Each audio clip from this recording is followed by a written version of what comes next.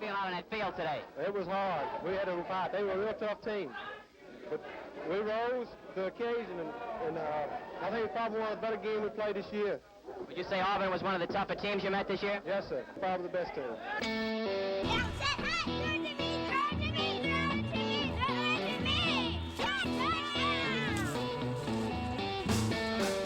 My name's Warren. I'm a writer and an obsessed Southern college football fan who grew up in Birmingham. 6 years ago, I went to every Crimson Tide football game in an RV, 13 to be exact. Count them, 13. And while every game was important, there was only one that was life or death, the one that pits brother against brother, Alabama versus Auburn. In my 4 days of tailgating that week in Auburn, I heard old stories of Bear and Suge, got goosebumps when Namath, the Snake, and Bo Jackson were mentioned. Give the ball, up and over, touchdown! But it's the ordinary guys, who in one fleeting breath can become legends forever. It is blocked! Caught on the run! It's caught on the run! He's going to score! David Wagner! 10, the 5, Tillman. He's in! Touchdown, Auburn! It's good! It's good! It's good! Van Tiffin has won the ball game. What a pass! On the button! Touchdown! McGadley! Go crazy! Touchdown, Auburn! When it's over, half the state's going to be ecstatic, while the other half's going home with a broken heart. Welcome to the Iron Bowl.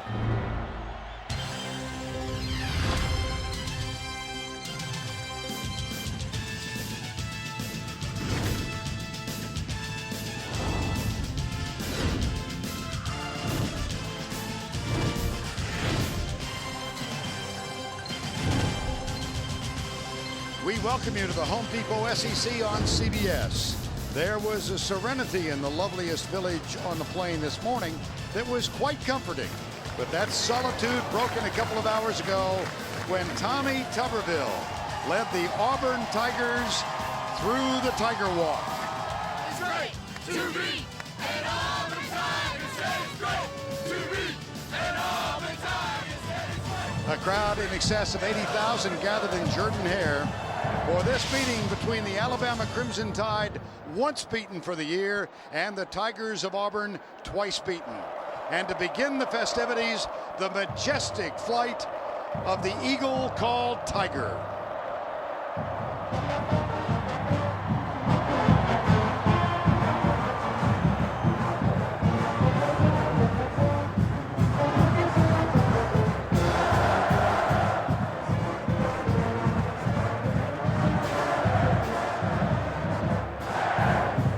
Good afternoon, everybody. Vern Lundquist, along with Todd Blackledge and Tracy Wolfson. We welcome you to the 70th renewal of one of the most intense, fierce, bitterest rivalries in all of sports. As Warren St. John told you in the open, if you are born in Alabama, you are expected to declare loyalty at birth. Alabama or Auburn, it is a lifetime commitment. John Pruitt of the Huntsville Times, a sports editor, is witnessing his 70th Iron Bowl game today. He said this about the game: the joy of winning it never makes up for the misery of losing it. That is especially true for the seniors.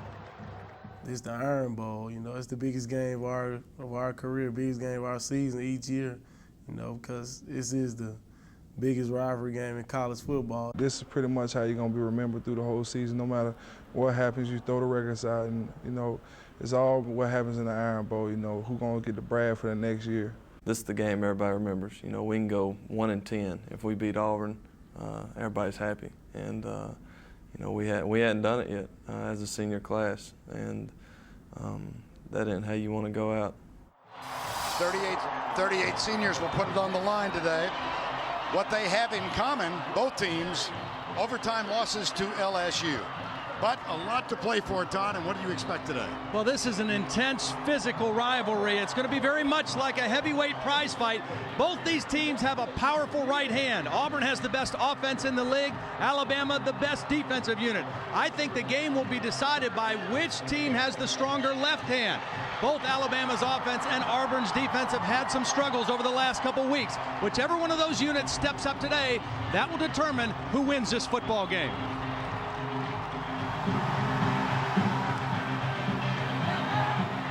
Here come the Tigers.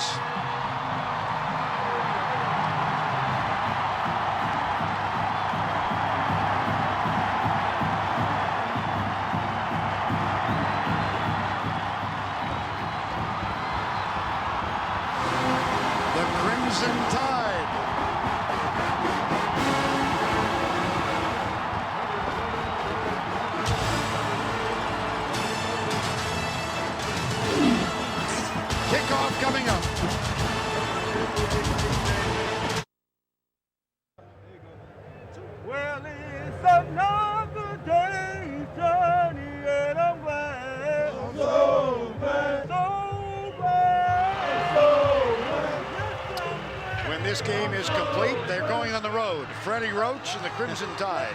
We're glad to be here too. This game, as are all SEC games on CBS, brought to you in high definition.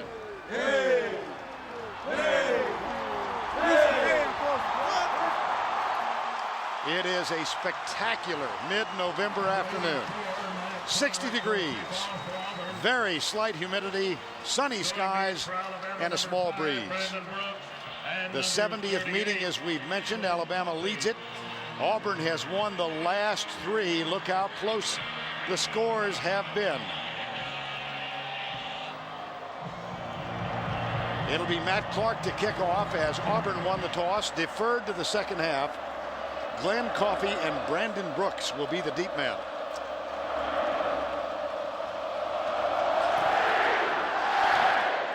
Brandon Brooks, the senior, 5'5", 165. In trouble.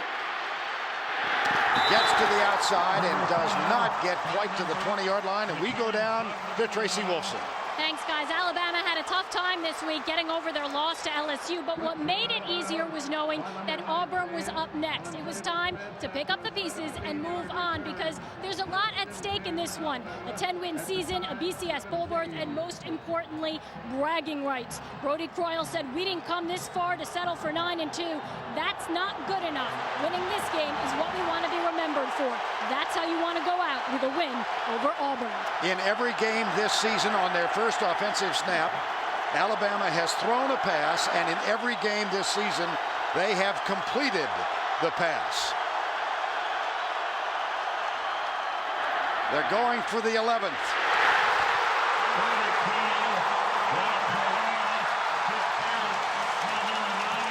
Wayne Dickens, number 96. Well, this was supposed to be a quick throw by Brody Croyle, and he didn't throw it quick. You can see a lot of pressure defense for Auburn today. Wayne Dickens, not really known as a pass rusher, but they got to Croyle because he wasn't able to throw that thing quickly off the 3-step drop. 4.5 sacks now for the year for Wayne Dickens. And this young offensive line of Alabama struggled mightily last week against LSU. Draw play, Kenneth Darby got a couple. It'll be 3rd and a bunch. Well, I think Kenneth Darby is going to be a big factor in the game today if Alabama is to have a chance to win. Brody Croyle, one of the seniors. You have heard from him up front. Here's that young offensive line. One senior, Taylor Britt. He's starting the 2nd game of his career. Darby in the backfield. McClain, DJ Hall, Keith Brown, the wideouts, Nick Walker, the tight end, as the lineups are presented by BP. 3rd and 13 out of the spread. Auburn has 3 men down. They bring 4. McClover from the outside, and Croyle is sacked for the 2nd time. Well, not a good start at all if you're an Alabama fan. 2 sacks in the first 3 plays. This time it was Quentin Groves who they brought in as an extra rusher. So they've got McClover and Groves, their fastest pass rushers, and it's an underneath stunt by Groves, and they just collapsed the pocket again. Very poor execution on the pass protection by Alabama on 2 of their first 3 plays. Now the 5'7" senior, Jeremy Schatz, will punt it to Trey Smith. This net punting is woeful for the Crimson Tide. Trey Smith, the return man, has had fumble problems this year.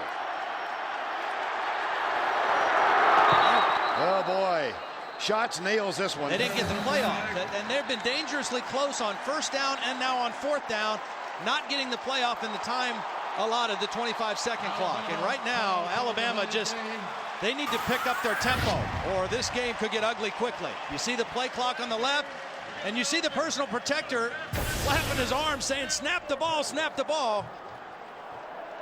As it is, Alabama back even further. And, you know, we talked about the left hands, the Auburn defense, the Alabama offense. It's not just scoring and points allowed, it's also field position. And a huge advantage right away on the first possession for Auburn. Schatz will punt it again. Trey Smith perched at the 45-yard line. Return is on all the way. This one not as effective, quite high. Smith, fair catch at the 40-yard line. And the reaction, I think, is indicative of the belief by some here that he could have returned it. 37-yard punt. Here's the 22-year-old sophomore Brandon Cox.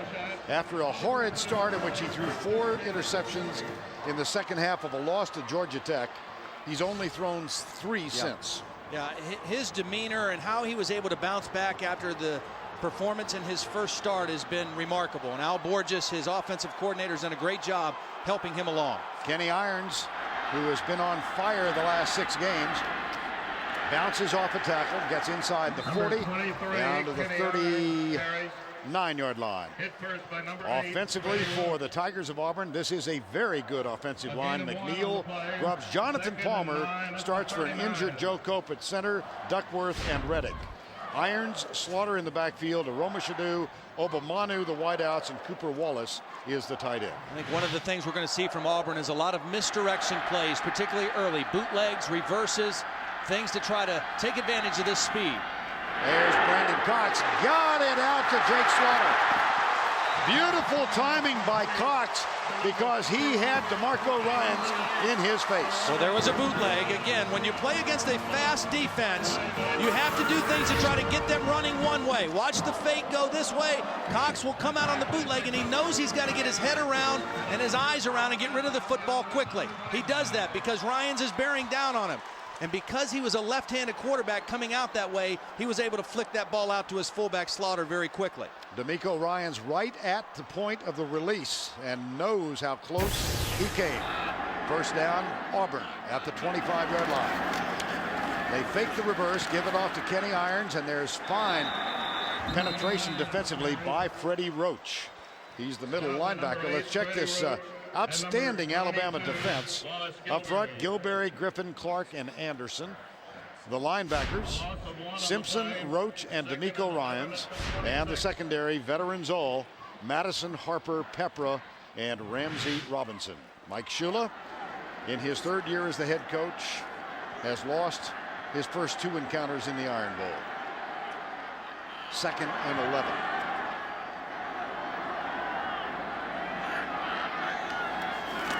Cox flips it out, caught by his tight end inside the 25. Flag is down in the backfield. Well, the area of the flag would suggest maybe a late hit on the quarterback by Wallace Gilberry. Roughing the passer, number 41 defense. Roman Harper, actually, the free safety. Automatic first down. And this is not a good start for Alabama. Now, this was a good defensive play. Ball's gone, no need to hit him. Roman Harper, an experienced player, 3-year starter, one of those senior leaders on this defense. Just an unnecessary penalty that gives Auburn an automatic first down. Last week against LSU in the 4th quarter, LSU had 4 drives that were in Alabama territory, and they scored no points. So Alabama very tough when the ball's in their own territory, but a costly penalty right there. First down just outside the 10. Aroma Shadu and Obamanu in motion. Here's the option and the toss to Kenny Irons. Good job defensively early on by Charlie Pepra, who forced that play to the outside.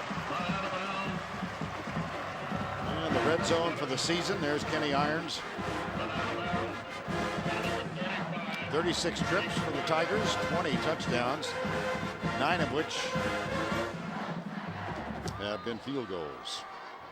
And on the other side, Alabama, the best in the conference in red zone defense. 23 possessions against them, only 6 touchdowns allowed. Trey Smith, the running back, is coming in motion now across the backfield. They fake it, go the misdirection route. Here's Cox in the end zone. Caught, Auburn touchdown. Ben Obamanu.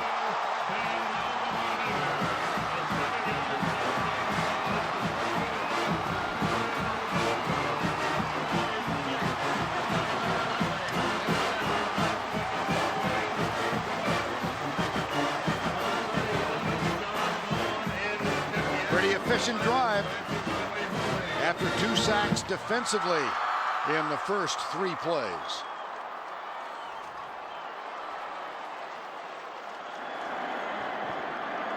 John Vaughn for the extra point.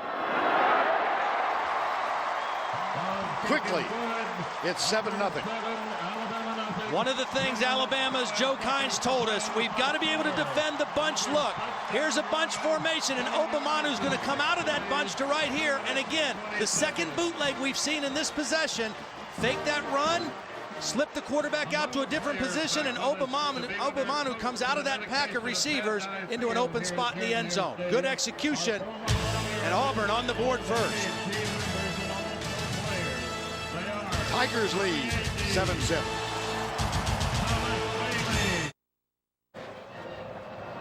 DJ Shockley almost pulled off the win over this Auburn team last week. Played a great game, threw for over 300 yards as you take a look at the SEC East standings. Auburn team won that one in Athens 31-30. In the 112-year history between these two teams, or between those two rather, Georgia Auburn, one of the most exciting ever. Here's Brandon Brooks awaiting the kick by Matt Clark, and this one through the end zone and will come out to the 20. Watch an exclusive SEC college football highlight show and get complete coverage from all of today's action. Check it out tonight on CBSSportsline.com. I'll tell you what, I think Alabama needs to wake up, because they do not look like they are ready to play in this kind of a ball game of what it's going to take from them today. And Auburn is good enough on offense. If Alabama doesn't get it in gear quickly, they could blow Alabama out. That's how good they are on offense. You say, well, they scored a touchdown the first possession. Alabama's only given up 9 touchdowns the whole game, or the whole season. Gets a receiving team. Number 3 on the run back. Penalties half the distance to the goal from the spot of the foul. First down. Well, Mike Shula's team had a 10-0 lead over LSU at home last week. They really were overwhelmed in the second half, lost in overtime. How much of this start might be due to a hangover effect? Well, it might be a lot. I mean, and it looks just like they looked when they came out of the locker room in the second half. It was 14 plays and 100 yards for LSU, and then they settled down. But by that time, LSU had changed the whole momentum of the game. After the penalty, it's Darby on the sweep to the right. Nothing there. T.J. Jackson, Travis Williams. DB. Here's how they started the game. Marquise Gunn has had a terrific season. Stanley McClover bothered by a high ankle sprain all year. D.D. Williams and Williams, the linebackers, Travis and Antarius. And in the secondary, Jay Wilhite, Will Herring, Steve Gandy today, and David Irons, who is the brother of the running back, Kenny Irons. 2nd and 9. Coyle under Taylor Britt. Play fake, right side, nothing there. Wow. Keith Brown, and he gets up gimpy. They got hit right in the back of the leg as they were trying to throw that wide receiver screen, and that's a tough play against a team that plays a lot of press man-to-man like this Auburn defense. I mean, David Irons is right on him from the very beginning, so there's no chance to fool him or to get a lineman out in front of him when he's playing right up in the receiver's face like that. And once again, a 3rd and long situation for Alabama. And I would say this is critical that they at least hit a pass and gain some yards here, and particularly not take another sack. Ezekiel Knight replaces Keith Brown. Knight dropped 3 balls last week. Screen pass. Right side, no help. 4th down. David Irons, Travis Williams, Alabama punt.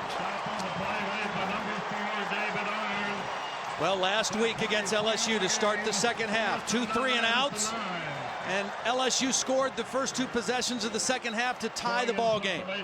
And field position was a big story last week, and so far today, it's a big story again.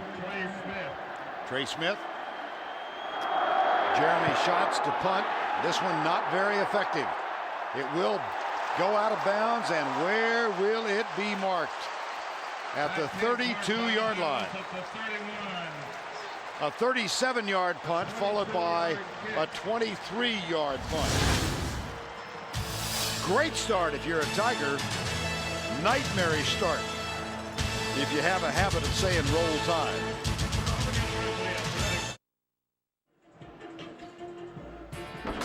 Time now to take a look at our Home Depot tools of success. Auburn scored on their last possession. It started with a little misdirection. Flip out to the fullback, Jake Slaughter, off the bootleg. Then a costly penalty against senior Roman Harper. Get Kenny Irons involved in the game, a little 6-yard run. And then another misdirection. Fake the run, bootleg out. Ben Obamanu with the touchdown, and a very nice start for the sophomore Brandon Cox. See the average start now, the 36-yard line, as the Eagle Tiger has enjoyed him or herself so far. Don't want to be wrong. First down and 10. Backs in the eye. Kenny Irons behind Slaughter, the fullback. This is Obamanu who starts in motion. And the play change from the sophomore Brandon Cox. Mr. Football his senior year at Hewitt-Trussville High School. Here's Irons. Down to the 29-yard line. And let's go back to our New York studio. Here's Tim Brennan. All right, big goings on in the state of Tennessee, Vern. Jay Cutler, 6 yards to Earl Bennett. This is the kid that was penalized for excessive celebration at the end of regulation in the Florida game, you might recall, that caused that game to go to overtime, kept Vandy from going for 2. Vandy leads it now. Tennessee has been in a bowl every year since '88. Back to Vernon Todd. Wow is right. Wow. Second down and 8. Here's Kenny Irons, and Cox comes deep. Oh, he's got a man open at the 10. It's Courtney Taylor, number 86, who's been hobbled all year long by one of those high ankle sprains. Well, it's kind of a soft coverage over there by Ramsey Robinson, and Taylor able to bend it inside before the safety could get there, and a very nice timing throw by Brandon Cox. If he waits a little bit late on that throw, the safety can come over and make the play. But Courtney Taylor with his 19th catch of the year. Courtney Taylor with that great hustle play at the end of the win over Georgia last week. Recovered the fumble from Aroma Shadu in the end zone, preserving possession of the ball, and it led to the winning field goal. Here's Irons. Big hole. Huge hole. Touchdown, Auburn.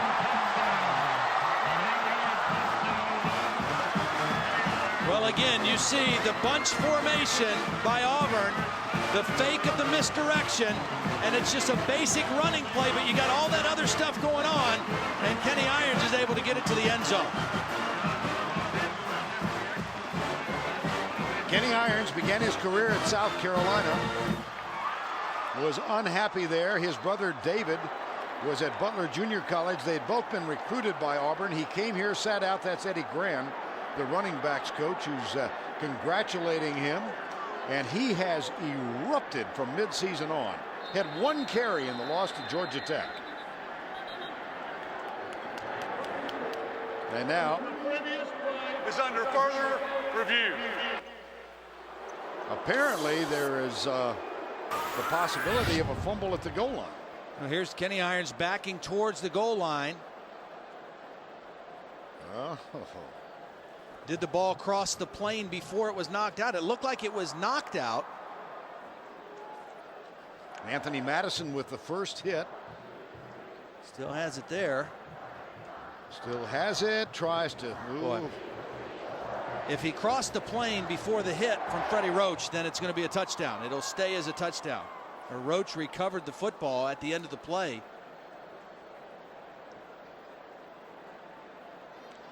And of course, you almost have to see it coming right down the line, away from him. Or you don't have, you won't have the evidence to refute it, to change it.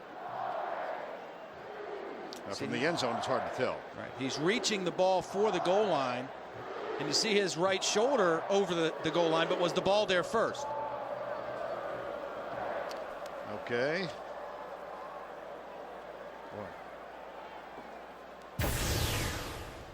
And again, the ruling on the field was touchdown, and it has to be indisputable evidence to overturn that call. And they only have the shots that we have. And so if there is not a shot coming from the other side, it's going to be difficult to overturn that, I would think. The replay official is Al Ford. So he's taking a look upstairs as Mike Shula and Tommy Tuberville await the decision. Here we go. After further review, the play as called on the field stands. It's a touchdown. Rocky Good, the referee. I really do think, Todd, that's simply a case they don't have anything by which they can definitively say, Yeah, you're right. And what a start for the Auburn Tigers. 2 short fields for the offense that has been the most explosive offense in the league, and they capitalized both times. John Vaughn, the junior, with the extra point.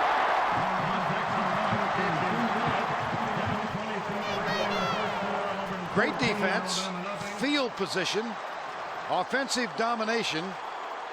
It all leads to a prayer, which is something right now Alabama needs.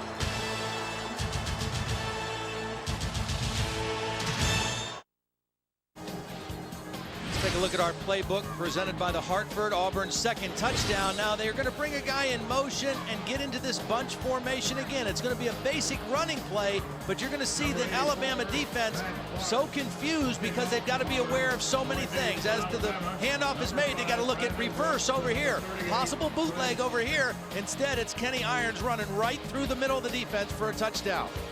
Good execution by this Auburn offense, and that bunch formation and what they do off of it really has created problems for all of their opponents this season. Kenny Irons caps the scoring run, his 13th touchdown of the season. Young man out of Decula, Georgia, began his career at South Carolina, as we mentioned. Here's Matt Clark. This one returnable. Brandon Brooks at the 1.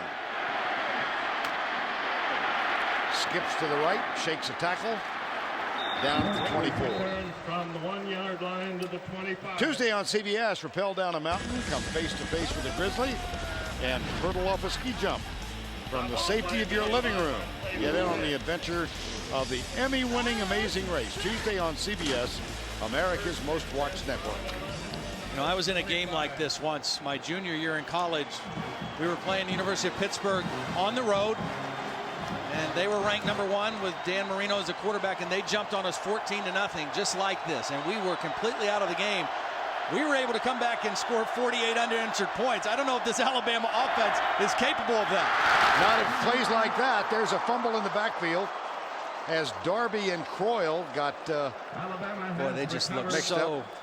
They just don't look like, you know, we've seen them a lot this year, and they've obviously struggled offensively, but they just don't look like they are even with their mind in the game right now. Things like that, the kind of penalties they've had, the miscommunication on a simple exchange like that just does not suggest that Alabama is over that loss to LSU from last week. And obviously there, Darby and Croyle had a different play in mind from each other.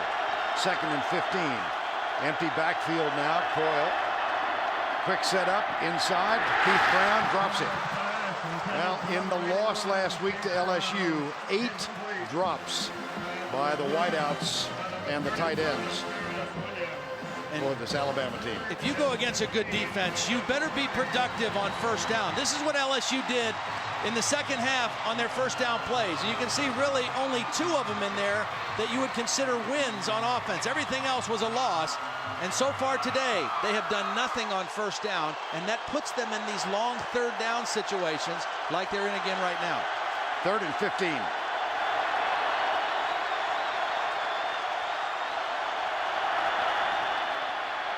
Croyle under pressure. That's 3 sacks in the first 3 possessions. See, Alabama's not going to be able to throw on these guys on 3rd down. They've got to throw on first down off play action and make some plays on early downs. When they get into this, and Auburn brings those speed rushers, they're not even blitzing. I mean, they're just rushing 4 guys, and it looks like a jailbreak in the backfield. T.J. Jackson even getting on the action. He's the run stopper. He's in the backfield. Jeremy Schatz for the 3rd time in the first quarter. Trey Smith again at midfield. This one a little more effective. Smith at the 45-yard line. Fair catch called. A 43-yard punt. That's pretty agile for a 320-pound defensive lineman. Yeah? Sumu-esque.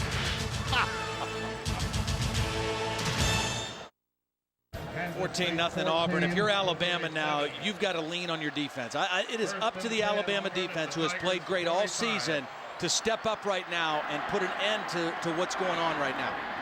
Here's Cox with time. Now he has to settle for his backup receiver, but he finds Cooper Wallace, number 8.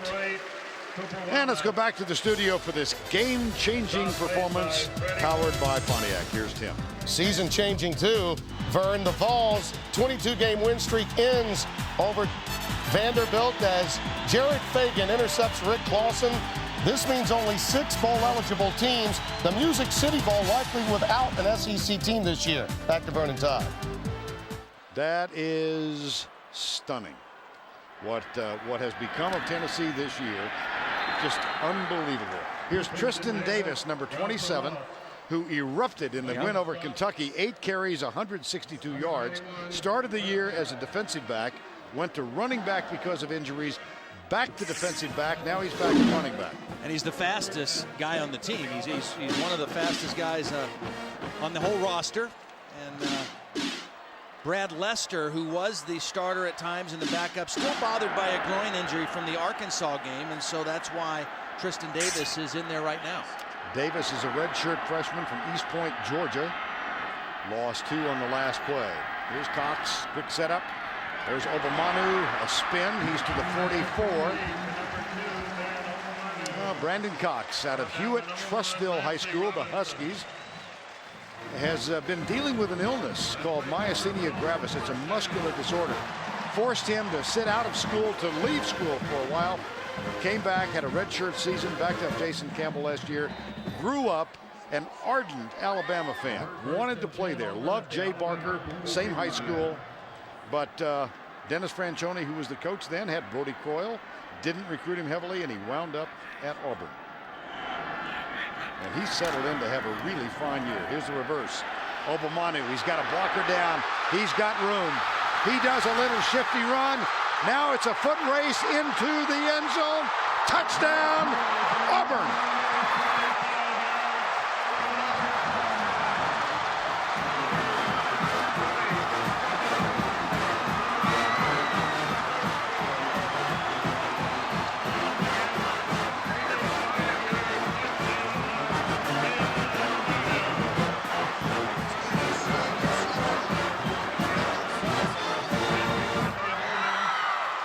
.45 yards for the senior from Selma, Alabama. Second touchdown today.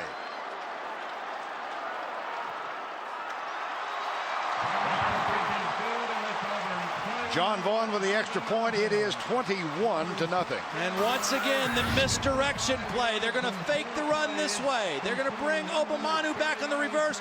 Watch the lead block by the fullback, Jake Slaughter, as he gets out and leads this play. You get the defense running one way. Come back with misdirection. Jake Slaughter out there leading the play in front. He's got 2 guys occupied with his block, and Obamanu just cuts right behind him and then all the way across the field. This Auburn offense, too much for the Alabama defense here in the first quarter.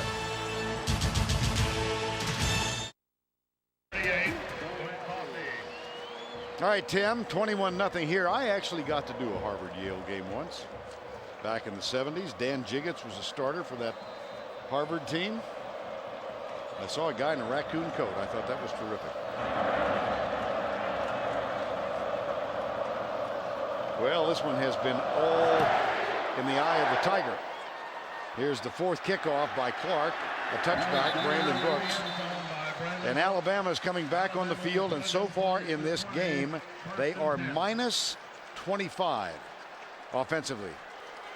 Jake Slaughter. Yeah, I mean, Jake Slaughter is a guy, 0 carries.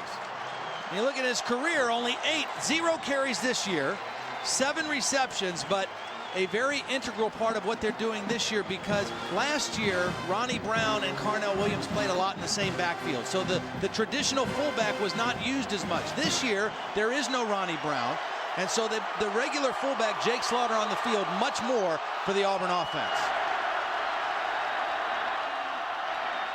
Hand off Darby, and again, nothing doing. Stanley McClover, number 75. Kevin Sears, number 40. 8 weeks into the TV season, only one team stands undefeated. CBS has more viewers than any other network every single week. For the best dramas, the top comedies, and the #1 show on television, see for yourself why CBS is the undisputed winner, America's most watched network. 2nd down and 9. Play clock's already down to 8.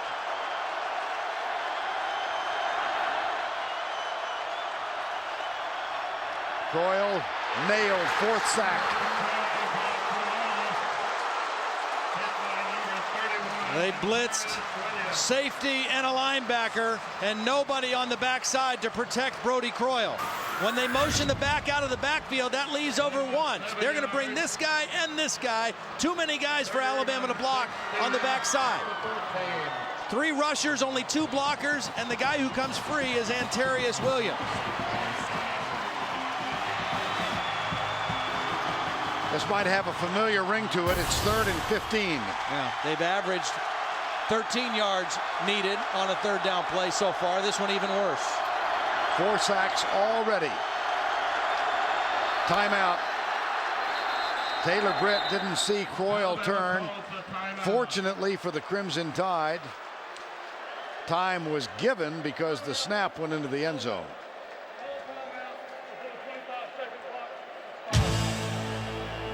This has been an abysmal start for the Crimson Tide. All right. Penn State, Ohio State, Penn State at Michigan State later this afternoon. It's 3rd and 15.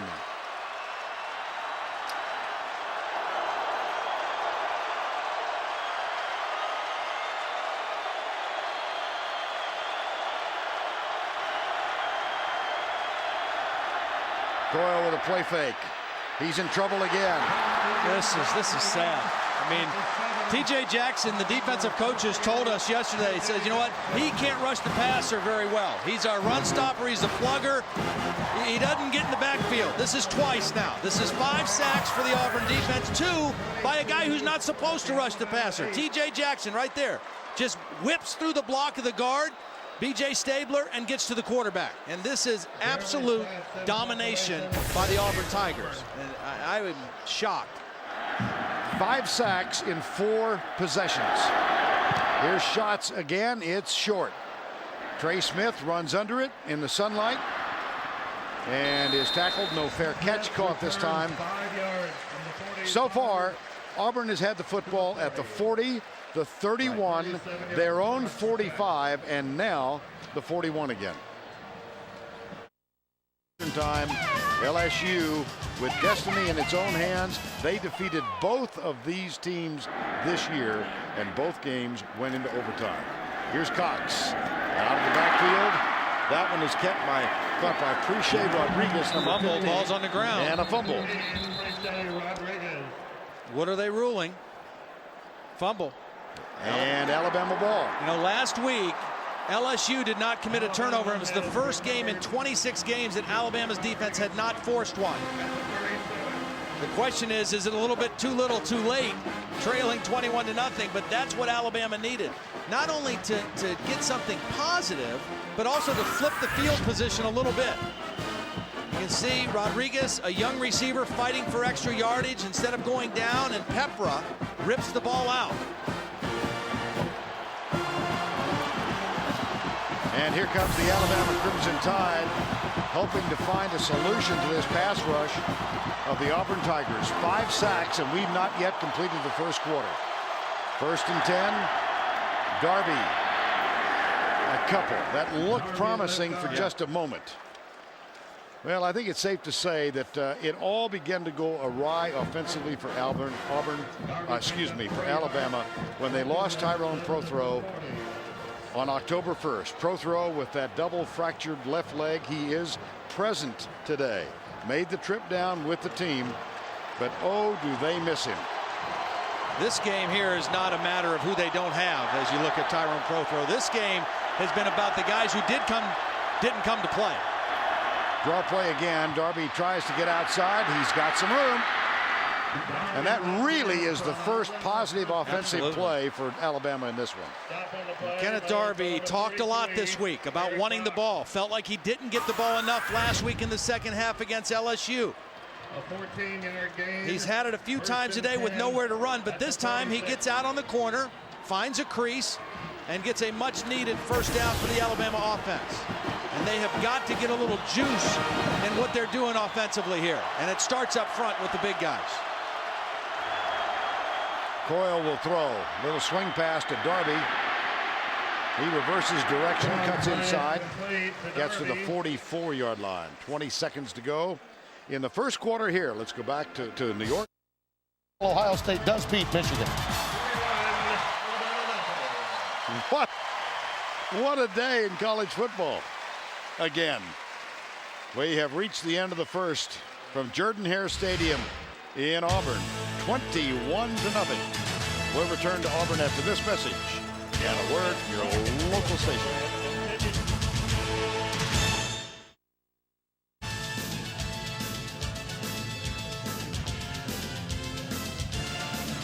Longtime Auburn head coach Pat Dye will go into the College Football Hall of Fame in December, and today the field was named Pat Dye Field.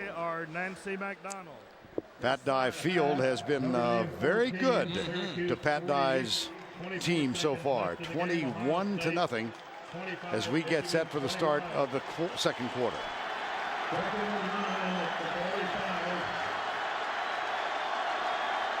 Second down and 9. Coyle stumbles, gets it off to Kenneth Darby. He's got some room. Down the sidelines, banged out of bounds at the 25. Well, this is exactly what Alabama needed. Their defense got the turnover to try and change the complexion a little bit. Now their offense, because of Ken Darby and his will to succeed, breaks a couple tackles, gets outside the defense for the second time in this possession. And Alabama with a chance to kind of turn the tide in the game a little bit, because this one was about to get away from them. Well, they finally get back to positive yardage after just a horrid first quarter. First down and 10. Glenn Coffey is in the backfield. Now McClain is the only setback behind Coyle. He fires it, and there is the second drop of the first half. Really an amazing start to this ball game, Todd. Well, the amazing thing to me is that in a rivalry this big, in a game that means so much to both players and the fans of both teams, Alabama did not come out as ready to play as Auburn did. And Auburn, to their credit, completely took advantage of that. Their offense was sharp. Their defense dominated Alabama's offense in the first quarter, and that's why it's 21-0. They came ready to play. Alabama did not come ready to play. Now they look better in this drive, but they better do something with this position they have. Coyle, left side, got a man wide open. And down the sidelines is the backup tight end, Travis McCall. You know, last week in the win over Georgia, Auburn had a difficult time covering Leonard Pope. They turned him loose, the tight end for Georgia, many times. Well, this is the backup tight end, McCall. He's not been a big part of the offense. 0 catches coming into the game, but they found him that time, and nobody accounted for him on the Auburn defense. So a very strong offensive drive right now for Alabama off the turnover caused by their defense. First and goal, Darby's back in. McClain, the fullback, sets up to the left side. Now he'll come in motion. Go back. Sweep.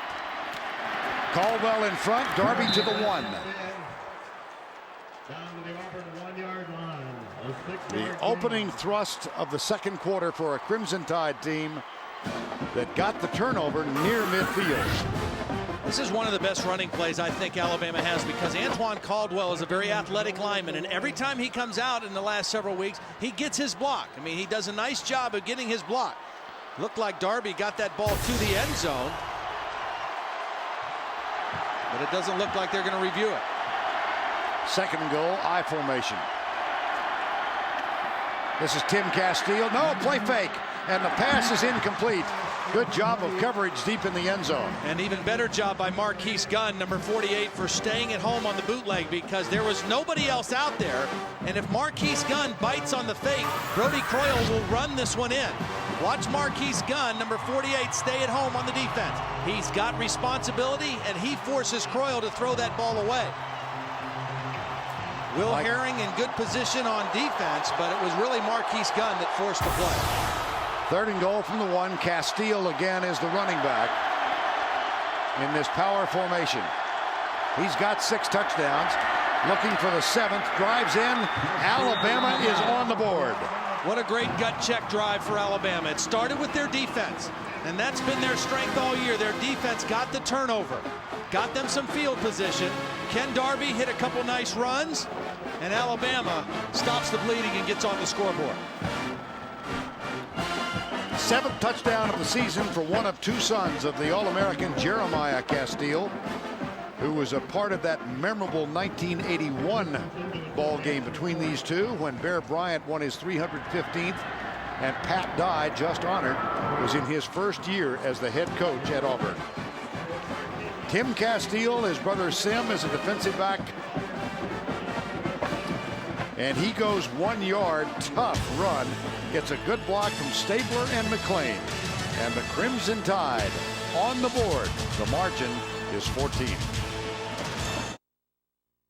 Well, I'm going to show my age now. Brian Dowling is smiling, and Calvin Hill is going, oh dear.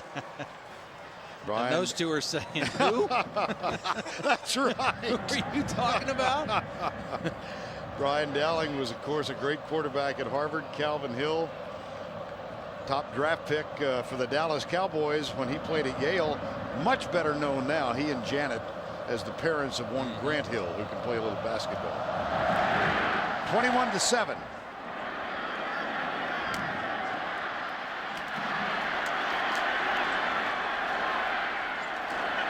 Good coverage by Alabama coming into the ball game.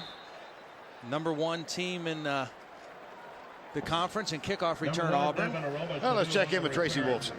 Thanks, Vern. Alabama wide receiver Tyrone Prothro may be out for the season, but he is still a big part of this team. Right before that last series, he went over to the offensive line. He's on crutches, and he said to them, look at me. Don't you think I want to be out there? Come on, play your game, play for me. Guys, a little inspiration never hurts. No, it does not. Brody Croyle, of course, threw the pass that Tyrone Prothro caught in that game against Florida when he was injured. Here's the pass out of the backfield to Anthony Mix. Mark Anderson gets out there defensively. And you can just feel a little shift right now. Alabama's defense that looked a little stunned there earlier in the first quarter. A little more bounce in their step. They came into this game a tremendously confident unit. They did not play that first quarter like a confident defensive unit. They look like they've got their confidence back a little bit. There's Joe Kynes, defensive coordinator, has just done a masterful job with this group over his 3 years here. 2nd down, 11. There's the bunch formation to the right side. Roman Harper's up on the line now. See if he's coming. He is not. Draw play. Kenny Irons. Jawan Simpson, number 42, makes the initial contact. It will be 3rd and 5. Well, Kenny Irons has not had a lot of opportunities in this game so far, but he's really been, and we talked about Brandon Cox, but Kenny Irons' emergence this year has been the big difference for Auburn because they really weren't sure what they had at tailback, who would be their main guy in the first game. Kenny Irons only had 1 carry in the Georgia Tech game, only 34 yards after the first 2 games, and then he just exploded. Over the last 5 games has been outstanding. Had 218 in the loss to LSU. 3rd and 5. Toss. Irons coming this direction. Good defense. And it'll be 4th down. Kenny Irons and his brother David, of course, lead us to the Aflac trivia question of the week. Name the brothers from each team to start in the same Iron Bowl. And that's the key. Brothers for each starting in the same Iron Bowl. First time Alabama has stopped Auburn on a 3rd down, forcing Cody Bliss to get his uniform dirty. Brandon Brooks is back to return the punt. And a little Emmy award-winning job by Cody Bliss there. Well, Emmy nominated. That's right. He didn't. Oh, dear. A 44-yard kick. So from the 30, Alabama's got it. CBS Sports coverage of the Home Depot SEC on CBS continues after this word from your local station. Here we go. Here we go. Everybody's gonna get down. Let's go. Here we go. Here we go. Everybody's gonna get down. Let's go.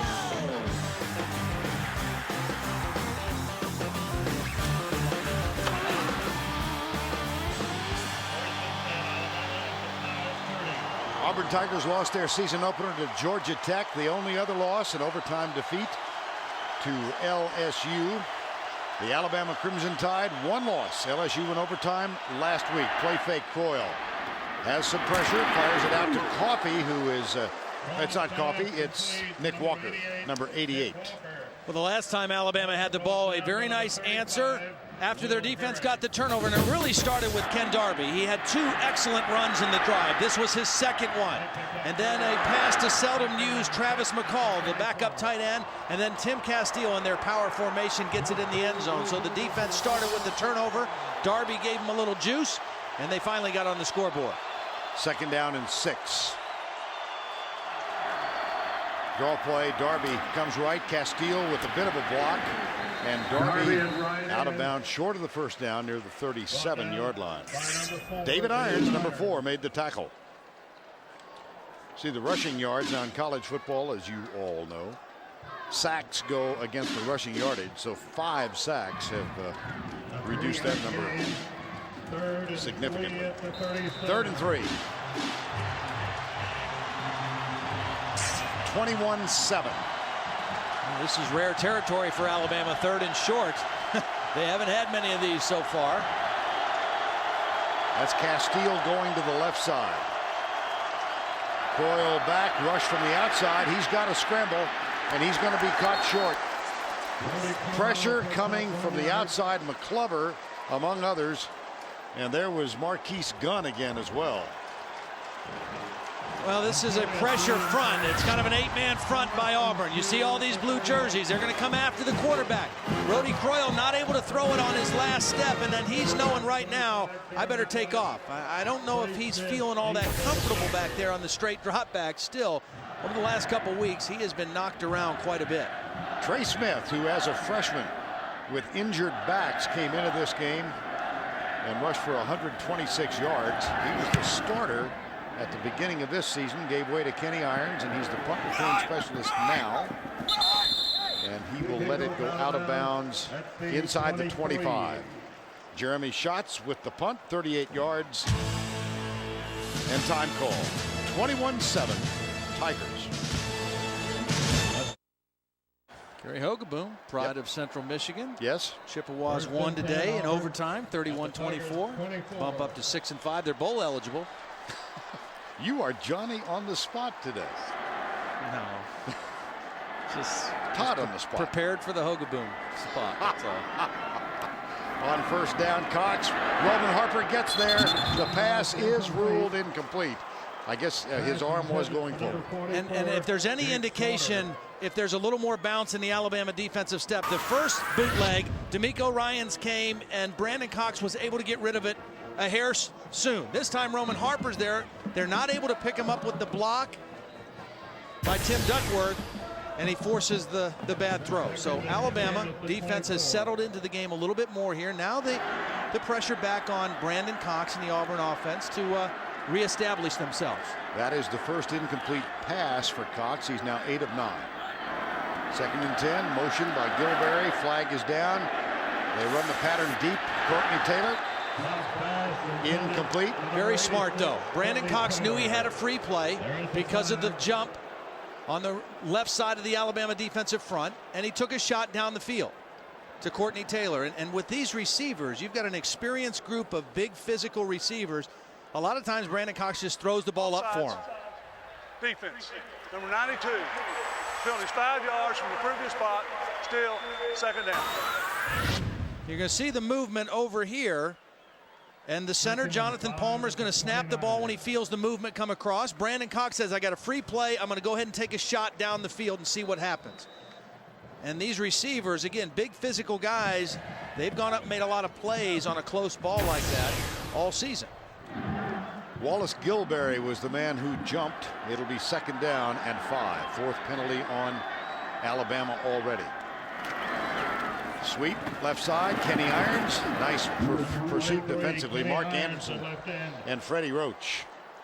There's Anderson, the senior out of Tulsa. Freddie Roach, another senior. Kenny Irons as a runner is very different. I mean, he and Kenneth Darby are the only 2,000-yard rushers in the comp. They're very different in their styles. Darby is a make-you-miss kind of guy. Kenny Irons is a straight-ahead, north and south power runner, finishes his runs. He is a good cutback runner, but he's not a guy that's going to juke you or make you miss. 3rd and 4. Auburn leads by 14. With the ball just outside their own 30. Play clock down to 5. Brandon Cox may need to take a timeout here, and he does. Auburn called timeout. First timeout called by the Tigers. And it comes with 8 minutes and 41 seconds to go. Opening half. All right, Tim, thank you. At the end of the last play, there was contact on the sidelines just out of bounds, and Al Borges, the offensive coordinator in his 2nd very successful season at Auburn, was hit and went down, and they're still tending to him on the sidelines. In the meantime, play will resume. It's 3rd down and 4. Brandon Cox, and here's the blitz. He's got time, however, and it's incomplete. Intended for Anthony Mix, and the pass a little high. Let's see if we can see what happened to Al Borges. Yeah, well, let's take a look now. Al Borges is also the play caller, and he looks to be up on his feet now. Here he is right here. And as you watch the end of this play, Jake Slaughter is going to block Jawan Simpson right into Al Borges. Al Borges not able to get out of the way and took a pretty good shot from Jawan Simpson, and hopefully he'll be okay. He is up, limping a little bit. It's 4th down. Here's the punt from Cody Bliss, and this is not particularly effective, but it does take a huge Auburn bounce. And Brandon Brooks said, I'm going to get as far away from that as I can. Al Borges is up, the headsets are on, and he's walking down the sideline. So that's a good sign, because that would have created some problems from a play calling standpoint. You've got Hugh Nall, the offensive line coach, who was the coordinator before Al Borges, but certainly in a game at this point, you don't want to mess with a good thing. And Al Borges has been an outstanding offensive coordinator the last 2 years here at Auburn. Well, Al Borges and Tommy Tuberville, they had 3 men drafted #1 off that offensive team last year. Quarterback, 2 running backs. And if anything, they are better this year than they were in the undefeated 13-0 season last year. First down, Coyle, play fake. He wants to go deep for Ezekiel Knight, and Knight got open and can't hang on to the ball. Montavis Pitts might have knocked this. I think Montavis Pitts get a hand on it. I think the ball was a little underthrown by Brody Crow, because Ezekiel Knight had to stop and wait for the football. Instead of being able to run to the sideline, he stopped, and when he stopped, Montavis Pitts was able to get his hand in there and deflect the football. I like the idea, though. That's the first time that Alabama has taken a shot to throw it downfield on 1st down, and they got excellent pass protection to do it that time. 2nd down and 10. 21-7 with 8:14 to go 1st half. DJ Hall goes to the left. Here's Darby across the 25 near the 26-yard line. Both of these defenses are really strong against the run. I mean, that's where they've both been really strong. Auburn coming into the game 5th in the league, but 17th in the country against the run. Alabama 1st in the league. 3rd and 6. LaRon McClain, who has had some problems with a shoulder stinger the last couple of weeks, just took himself out of the game on this 3rd down play. So they're without a fullback on this 3rd down play. Matt Caddell is not lined up where he should be. So the play clock winding down. It's at 5, and they have to use a timeout. Matt Caddell broke the huddle came to the wrong side of the field. Brody Croyle yelling at him, "Get over here." By the time he heard him and reacted, play clock had wound down. Time is called. Just a moment ago, on your left, Al Borges, on your right, the head coach, Tommy Tuberville. What happened? No, Al, tell me what happened. Yeah. Oh, you've got to be kidding me. He's going to hold up. How many fingers am I holding up? Make sure they can read that play chart that he's got in his hand. Oh, Al Borges, he is, among other things, a wonderful man with whom to chat. Very personable offensive coordinator. 3rd down, 6. Out of the timeout. Stunts. Oh, they got it for the 6th time. Unbelievable. 6 sacks first half. They beat Brody Croyle to the setup spot on that time. Marquise Gunn was at the setup position faster than Brody Croyle was. Watch this. Marquise Gunn comes unblocked. Nobody even blocks him, and he is there waiting for Brody Croyle. What B.J. Stabler was doing, I'm not sure, because nobody blocked the inside rusher, Marquise Gunn. 6 sacks, Auburn, first half. Jeremy Schatz, this one, well done. Trey Smith, Ezekiel Knight makes the tackle at the 37-yard line. And let's get an update on Al Borges. Here's Tracy. Well, guys, I was standing right here when Al Borges went down, and you heard his head hit the ground. He was okay. A concerned Tommy Tuberville, though, came over to see if he was all right. Trainers are saying he's fine, but he was out cold for a bit. I'm glad to see him up. He'll have a headache, that's for sure. That's one of those things where, you know, you learn on the sidelines. My dad was a coach for a lot of years. If that play comes to sideline, get out of there. I mean, get away from it. And Al Borges is thinking about the next play, and he kind of turned his attention away and got knocked down. Fake the reverse, handed off to Kenny Irons, got some room. Out near the 50, Kenny Irons, whose brother David has several tackles defensively for Auburn. And it's time for the answer to the Aflac trivia question of the week. Before today, name the brothers to start for each team in the same Iron Bowl. The answer for Auburn, Bill and Bob Newton in '73, Haygood and James Patterson back in '03 and '05. And for Alabama, Adrian, Hargrove, and Bully at the beginning of the last century. Here's Irons. Irons picks up 1 yard.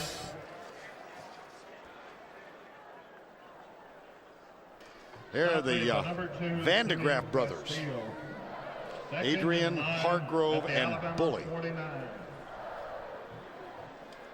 2nd down and 9. Well, right now, checking in for Alabama is Justin Britt, number 50. His brother is the starting center right now, Taylor Britt. So brothers all over the place. Well, brother Wesley started for him last year. 2nd down and 9. Here's Cox, near side. That's Cooper Wallace, the tight end. It'll be 3rd down. Wallace and D'Amico Ryans having a couple words. D'Amico Ryans, number 8, Cooper Wallace. All-American senior who's a finalist for the Butkus Award. He's just the contrast to Brandon Cox. D'Amico Ryans grew up in an Auburn family. He said he's got an uncle who wears an Auburn hat, but he sits on an Alabama cushion. He was not recruited by Auburn. Tommy Tuberville confirmed that. So he wound up signing with Alabama. Tommy also said he obviously made a mistake on that one. Right. 3rd down. 3 men down. Now Harper's up on the line. See if they're coming. They are coming. Here's Juwan Simpson. Cox with time. Delivers it wide open. Catch is made inside the 30 by Anthony Mix. 1st down. Well, nice job by the offensive line picking up the extra rushers and giving Cox time to wait for the thing to open. And then it's a big cushion by Simeon Castile. He just got juked out of position by Anthony Mix. That's a heck of a move by a big receiver, 6'5", 248-pound receiver with some nifty moves to separate from Simeon Castile, who I think is an excellent cover guy. Gain of 19. Mix with 2 receptions for 18 yards. Obamanu in motion Wide to the right. Here's Cox back to throw. Screen pass. Almost picked off by Anthony Madison. You know, the one thing about Brandon Cox is we see a penalty flag come down late. I'm not sure what we have here, but Brandon Cox knows that he's not a scrambler and that he's not a runner. And so he knows he's got to stay in the pocket and be willing to take some hits and make throws. And he does a good job of that. Offense, number 69. Pass crossed the line of scrimmage. 5-yard penalty, still first down. The reason that penalty is called, in college football, if you throw a screen pass, you can release linemen downfield across the line of scrimmage to block as long as the ball is caught behind the line of scrimmage. But because that ball was not caught, it crossed the line of scrimmage and therefore drew the penalty. And it results in a first down and 15. That is the first Auburn penalty of the ball game. First and 15 at the 32. Double tight end set, 2 wide outs, 1 running back. And again, the blitz coming from Juwan Simpson. Here's Cox. Anderson got there. And then Simpson came to help. Mark Anderson, who is the rush specialist for this Alabama Crimson Tide defensive line. First time they've been able to get to Brandon Cox. It's a short drop, only a 3-step drop, and he's not able to get rid of the ball quickly. And because he hadn't dropped very deep, Alabama was able to collapse the pocket and get their first sack of the ball game. First sack results in a 4-yard loss and a second down and 19. Obviously a critical possession for the Alabama defense. Another touchdown here before halftime would probably be too much for this offense to overcome. 21-7, still have a chance. 4-man rush. Here's Cox. Diving catch, Courtney Taylor at the 26-yard line. That'll leave third down and 9. Nice throw against tight coverage, slant route. Again, you've got experienced receivers, and a lot of people are surprised that Auburn has been so good on defense this year, but on offense. But what they had coming back, in addition to being in the second year on Al Borges' system, an experienced offensive line and a very experienced and talented group of wide receivers to build around. And those guys have played well. 3rd and 9. I formation, blitz coming. Harper. Here's Cox inside. Aroma-Shadu. First and goal at the 5. They got to Brandon Cox on a 3-step drop, not able to get to him on a 5-step drop. Good protection, man-to-man coverage on Madison, and a perfect throw to Aroma-Shadu. That ball was perfectly thrown with timing to the inside, and a first down for Auburn. The highly accurate throw of Cox. Tommy Tuberville said he's the most accurate quarterback he's been around. And he hangs in that pocket. I mean, he hangs in there. He's tough. He's not afraid to get hit. He is 12 of 14 for 115 yards. Irons. Left side, it was a fake. It's a touchdown. Cole Bennett, the backup tight end. Beautiful job of play faking. That's another talent that Cox has. Well, Roman Harper, the safety, was coming on a blitz and never even suspected the bootleg coming out the other side. He was totally fooled.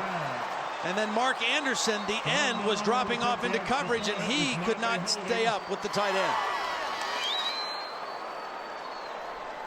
With 2:07 to go in the first half, John Vaughn has a chance to make it a 28-7 game. And does. Long kick is good, and it's Auburn 28, Alabama 7. Brandon Cox finds Cole Bennett for the touchdown. The misdirection plays have been huge for Auburn. Watch these two guys here now. As this play develops, Roman Harper's going to rush. He's not going to read the bootleg at all. Mark Anderson gets fooled by the bootleg. He's not able to cover the tight end.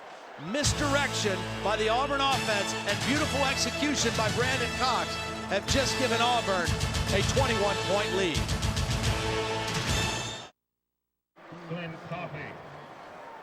2:07 to go first half. Auburn's Cole Bennett, his second touchdown catch of the season. Marvelous play fake, Brandon Cox. And this Auburn team overcame a second down and 19. Got 2 big plays. The setup play was the catch by Aroma-Shadu from Cox prior to the touchdown. Matt Clark with a kick. Brandon Brooks 5 yards back It'll come out to the 20. In the end zone by Brandon Brooks. 70th meeting between these two. It means everything in this state. And Auburn has had the upper hand. This is the most points given up by the Alabama team all year. Well, think of it this way, too. I mean, in SEC games this year, they've only given up 59 points, and that's 28 now. So in the first half, we talked about strength versus strength. This Auburn offense, capitalizing on good field position early, has been very, very good. Brody Croyle. Movement. Here we go back 5 yards again. Yes. Chris Capps. Well, the offensive line has been particularly susceptible in recent games. Mississippi State and last week LSU. That trend has continued today. I think this has been the worst. I mean, and we were at both of those games. And this game, I mean, they have gotten back there faster than they have in the last 2 weeks. Brody Croyle, for the most part today, has not even been able to set up on his last step of his drop and even think about throwing because of the pressure. And it hasn't been a lot of blitz. It's just been 4 guys whipping 5. And to compound the difficulty, 5 penalties now. Here's Croyle out of the backfield. The catch made near the 20-yard line. Complete to number 82, Marcus McKnight. That's Marcus McKnight as Mike Shula's going very deep into his roster to try and find something that will work. Marcus McKnight with the catch. 2nd and 10 at the 20. Got 5 back. It's 2nd down and 10. 7 sacks. This is unbelievable.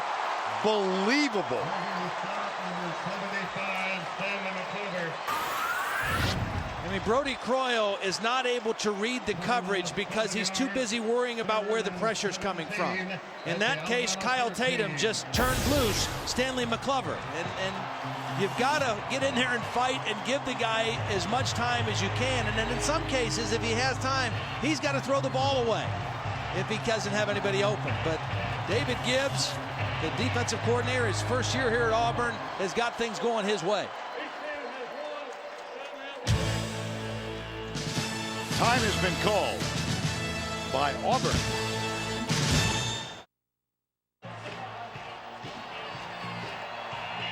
This week, Threshold invades Tuesday night with a new episode that will have you on the edge of your seat.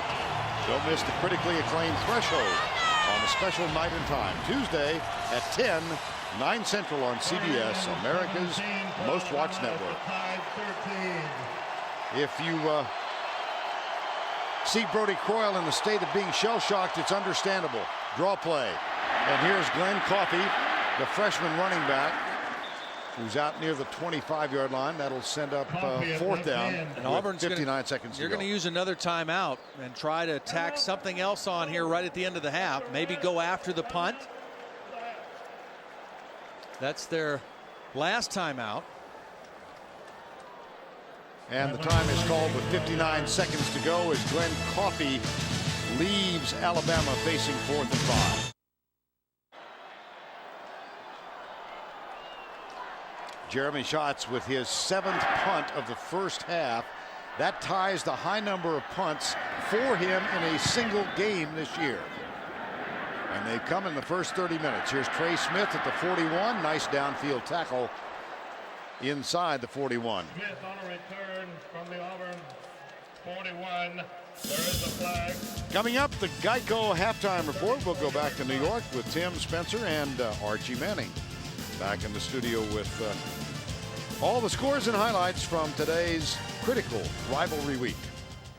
I bet Archie remembers being in some games where the pass protection was not stellar like today. Number 19 on the receiving team. The penalty's 10 yards from the end of the run. It is a 1st down. Auburn didn't go after that punt. They went after to try to set up the return. They doubled both of the outside gunners, but D'Amico Ryans, one of the best linebackers in the country, was the guy down there to make the tackle on the punt team.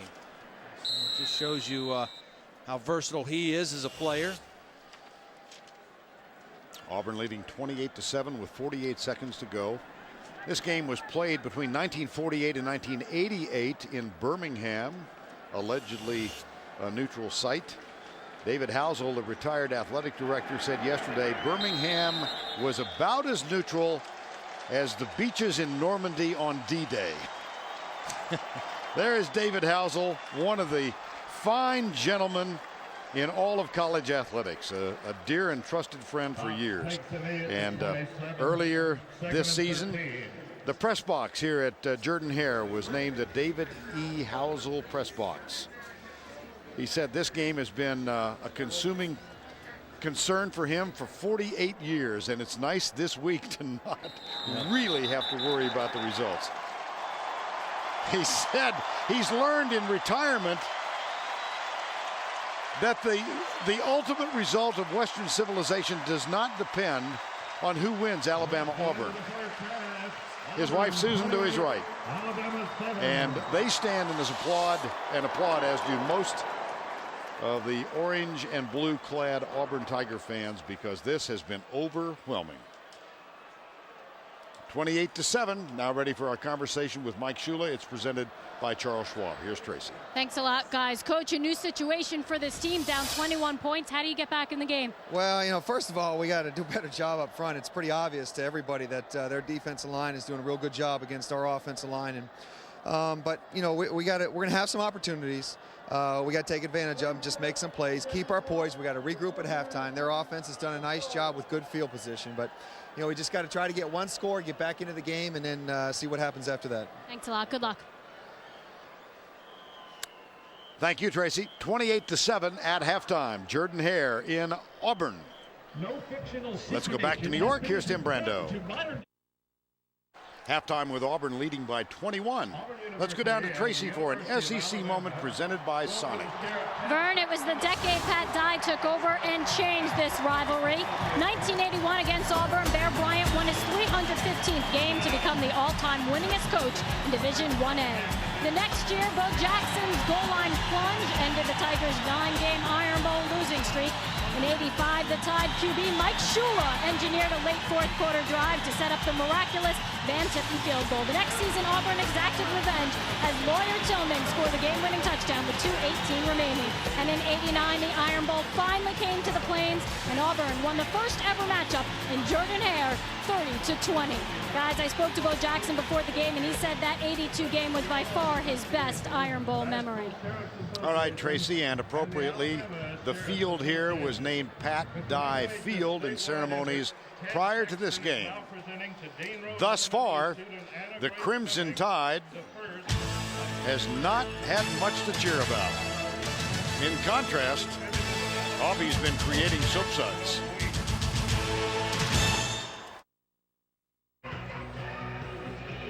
Sunset in the loveliest village in the plain. It's been a very placid place for Auburn fans. They have not had much to worry about. 28-7 as we get set for the start of the third quarter. Vern Lundquist, Todd Blackledge, Tracy Wolfson, the 70th renewal of the Iron Bowl. Auburn won the toss at the beginning, elected to defer, so Jamie Christensen kicks off and plants this one all the way through the end zone. It'll be a touchback, and the Auburn Tigers take over, first down at the 20. I know, Todd, you thought at the beginning that the right hook may be even, it may be the left hand. Yeah. So far, Auburn's right hook's been pretty devastating. Yeah, and they almost knocked them out with both of them. I mean, Auburn's offense was ready to play more than the Alabama defense, and then Auburn's defense just totally overwhelmed Alabama's offense. In the first quarter, they kind of played to a draw in the second quarter, but the first quarter, Auburn totally overwhelmed them on both sides of the ball, and right now Alabama has a big hole to come out of. Brandon Cox, almost perfect first half, 13 of 15. Backs in the eye, and the sophomore quarterback drifts out. He goes deep, takes a shot for Obomanu, man coverage, and good man coverage provided by Anthony Madison. Anthony Madison in good position.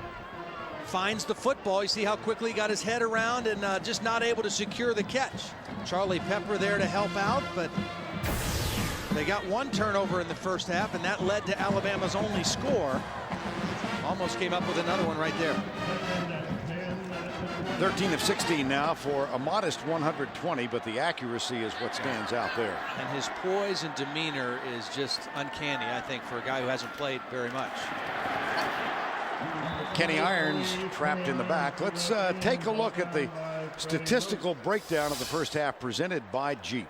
And that right there's the number. 7 sacks on only 17 passing plays in the first half. I mean, that's just too difficult to overcome. And of those 7 sacks for Auburn in the first half, 6 of them were by different guys. I mean, they were just different guys winning one-on-one battles. In some cases, a blitz with an unblocked guy, but for the most part, just beating one-on-one battles. 3rd and 12, blitz coming by Alabama. Cox under some pressure, rolls out to his left. He's not nifty, and he is pounded as he gets up near the 23-yard line. So that will bring up a 4th down, and it's 3 and out for Auburn on the opening thrust of the 3rd quarter. Brandon Cox, 4th and 7. Young man, as we told you, who's been battling a disease called myasthenia gravis that cost him a year in school and a redshirt season. Controlled by medicine now. Very quiet young guy. Tommy Tuberville, we asked him, what's Brandon Cox like? He said, I don't know. I never talked to him. He won't answer me. Said he's even more quiet than Jason Campbell was a year ago. Here is Brandon Brooks. Looks for a wall. Gets it. To the 34-yard line. 2 years ago in the 2003 game, Brandon Brooks took the opening second half kickoff back 96 yards for a touchdown. This time he gets a wall on the left side, does a nice job of setting up his blocks, and gets Alabama with some good field position to start their first possession of the 3rd quarter in this 2005 version of the Iron Bowl. Brandon Brooks, a 5'5" senior from Birmingham. That was a 33-yard return. His previous longest for the season was 9 yards.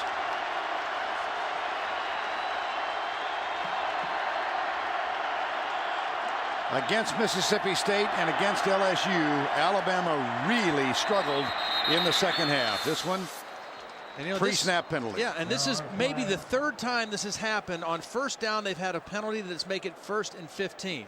I think what happened, LeRon McClain, was an illegal shift. False start, number 59, offense. Penalties 5 yards from the previous spot, still 1st down. Antoine Caldwell, the left guard. I thought the fullback started forward a little bit too soon after his motion, but again, costly penalties. Here's Caldwell right here, number 59. You got good field position. It's 1st down, and now, wow, that was close. Now it's 1st and 15, nonetheless.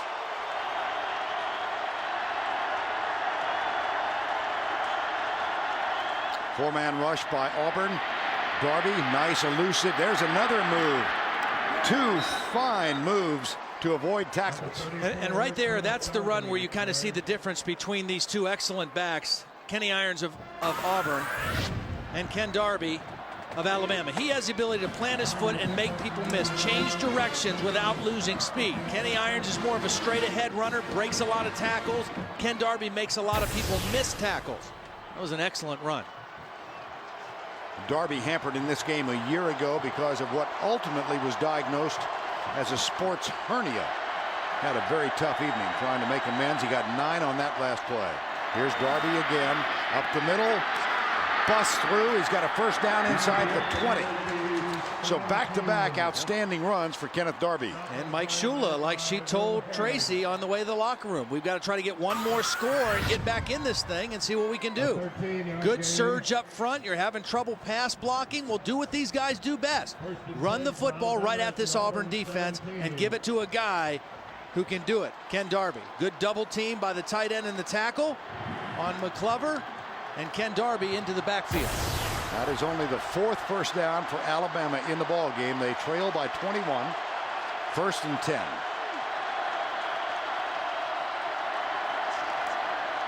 They'll try Darby again, and he breaks into the secondary again. Nice tackle by David Irons, number 4.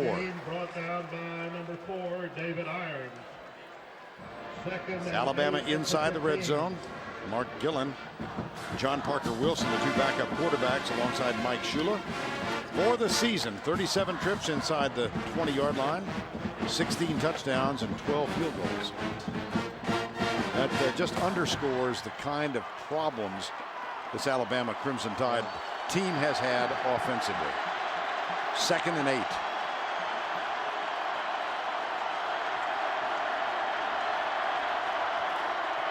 Darby again. T.J. Jackson got there. He fumbled the football. The beanbag came down. Again, it looked like a mix-up between Croyle and Darby on where the play was supposed to go. Auburn coming out of the pile. Karibi Dede, who had 2 big fumble recoveries a week ago against Georgia. And I think they're signaling that he was down and it's Alabama's ball. But a wasted play on 2nd down. And it looked like a mix-up, again, between Croyle and Darby on where the ball was supposed to go. Darby not able to secure it. Fortunately for him, falls on the football. But it's 3rd and long now in the red zone.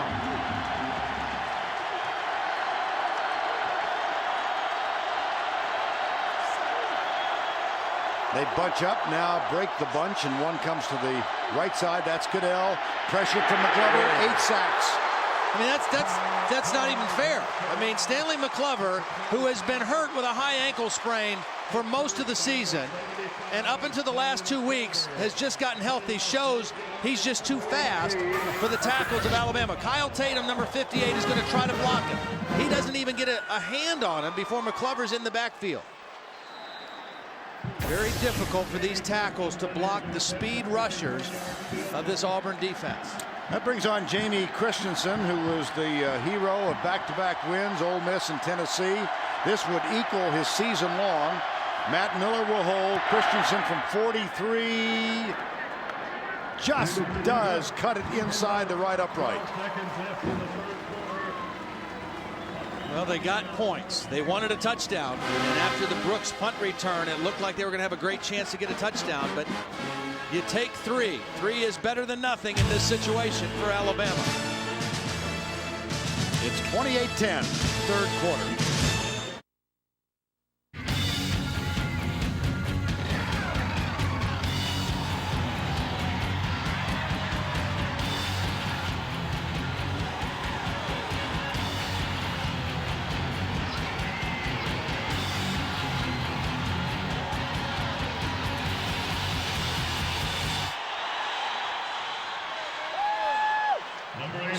Meeting between these two. They did not play here in Auburn until 1989.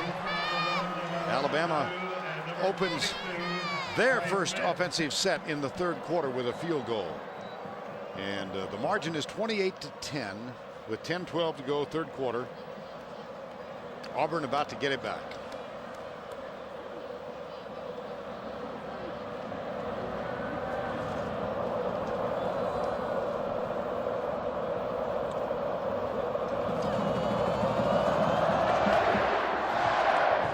Nice high kick, not terribly deep.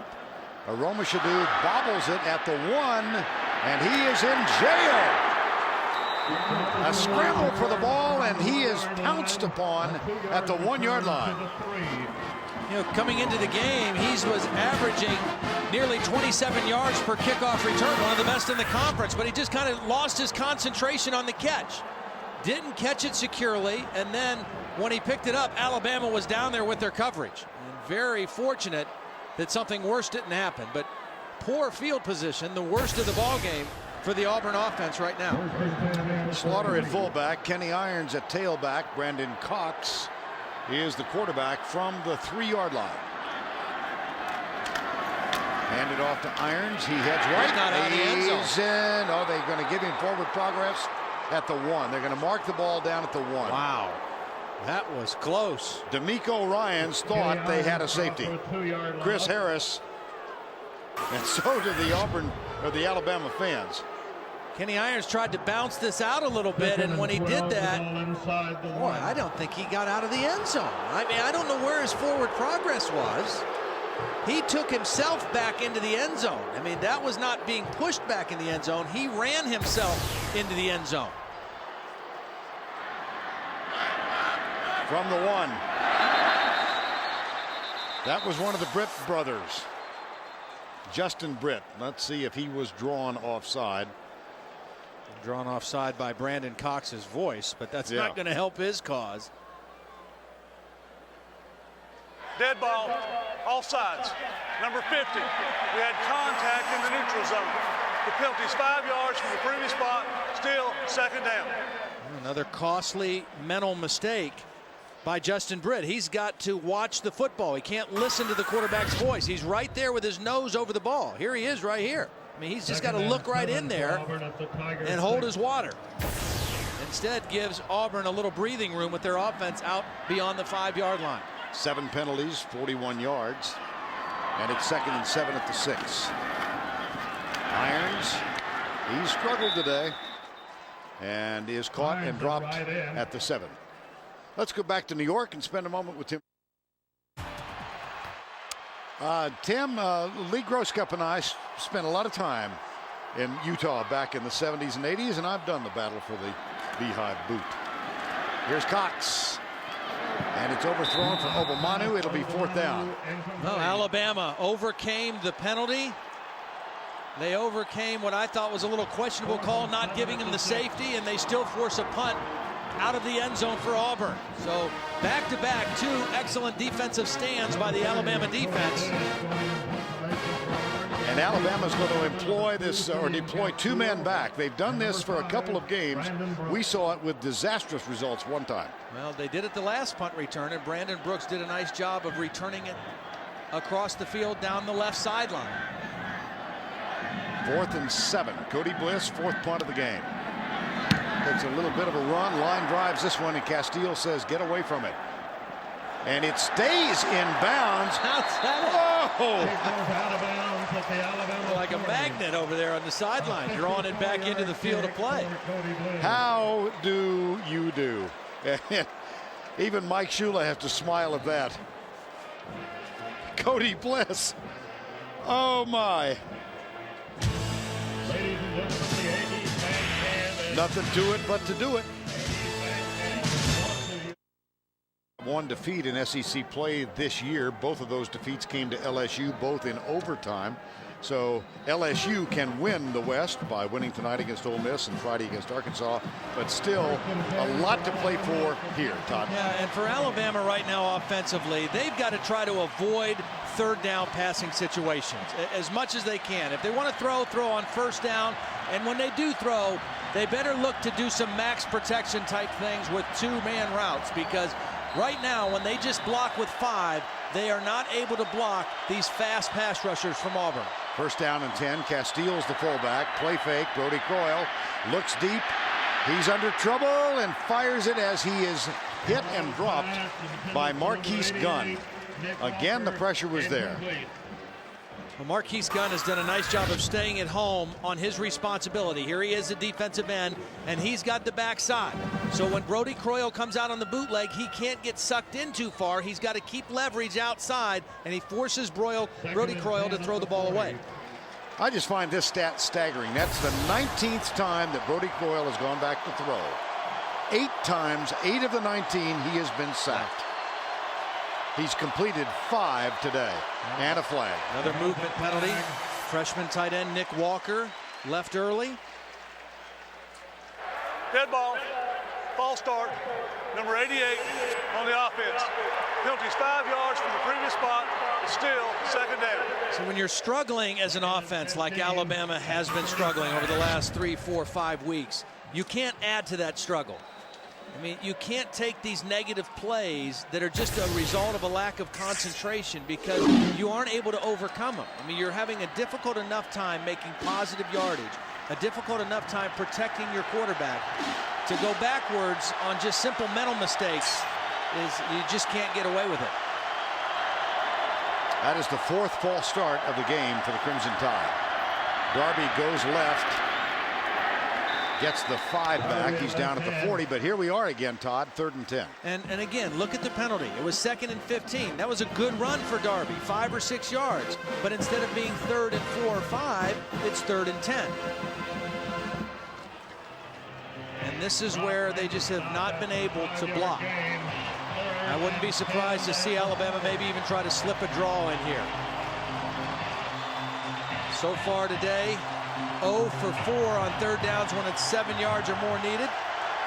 0 for 6. Ezekiel Knight wide to the left. 2 receivers wide right. 4-man rush again. No blitz. Pressure. They got him for the 9th time. Stanley McClover. Well, that was a new tackle. They put in Cody Davis this possession, number 75, to see if he could do a little better job over there instead of Chris Capps. And he didn't have any more luck against McClover than Capps did. Here's McClover using his speed, just going right around. I mean, it's just speed beating him to the edge, and Brody Croyle with no chance. Bears a slight resemblance to a bull ring in Madrid. A lot of Ole blocks. Here's the punt by Schatz. 9 sacks given up by Alabama. That is a season high. Again, if you can't block them, then you've got to do something different. You either have to keep backs or tight ends in to help on those ends, or you need to just max protect and keep everybody in and only run 1 or 2 receivers down the field. But you can't spread out and try to throw against guys that you can't block. Well, Stanley McClover is trying to claim credit for 1 more than he's accomplished. He's got 3. Back in New York. Darkness beginning to settle in here on the loveliest village in the plain, and this one has been a joy for the Auburn Tigers. They jumped out to a 21-0 first quarter lead. 2 teams have played relatively on an even scale since then. We're midway through the 3rd. Kenny Irons and Jake Slaughter in the backfield. Here's Irons coming left side. 23, Kenny Irons at left end. Yeah, we've talked a lot about how you declare your loyalty when you're born in this state, and Brandon Cox grew up as an Alabama fan. Wasn't recruited by them. His mom, Debbie, was an Alabama fan then also. And his girlfriend, Emily Massey, started at the University of Alabama, and then she transferred. She's now a Tiger. Yeah, her family was big Alabama fans too. Right? Yeah. So blood's thicker than water now. I mean, you know, when your son or your boyfriend is the starting quarterback for the guys in blue, you change. Draw play. Oh, what a pop at the line of scrimmage. Mark Anderson was there, and Freddie Roach, number 8. 3rd and 3 with 5:35 to go. Courtney Taylor, Anthony Mix come on. Slaughter comes out. Kenny Irons held to 36 yards on 15 carries so far. Well, you mentioned, I mean, these teams have played pretty evenly since that first quarter. Auburn overwhelmed them. They came out ready to play, and Alabama has settled into the game a little bit better, particularly defensively, but still behind significantly. On 3rd down. Here comes the rush. Cox gets rid of it. Tipped, incomplete. Intended for Mix. And D'Amico Ryans had a fine rush on Brandon Cox. Yeah, he came unblocked on the blitz, forced Brandon Cox to get rid of the football, and the ball was thrown a little bit high because of that. It almost got tipped for an interception, but Pepper not able to make the play. But a good rush by D'Amico Ryans, forcing the high throw. That is the 3rd straight 3 and out forced by the Crimson Tide defense. Brandon Brooks, this time a solo return man. Cody Bliss lets this one go, and Brooks will let it go over his head. Touchback. Ball goes into the end zone, a 55-yard kick for Cody Bliss. 4:51 to go in the 3rd. The Auburn Tigers trying to make it 4 in a row. Lead 28-10. Fans and celebrating this long-standing tradition. Jordan-Hare Stadium, Auburn, Alabama. The Tigers lead at 28-10 with 4:50 to go in the 3rd. Now the Scholar Athlete Award presented by Red Lobster. 3 men, Devin Aromashadu, T.J. Jackson, and Lee Guess, all graduated at Auburn University in 3 years in finance, public business administration, and business marketing. Our congratulations to these fine student athletes. T.J. Jackson, 5 tackles, 1.5 sacks. 1st down and 10.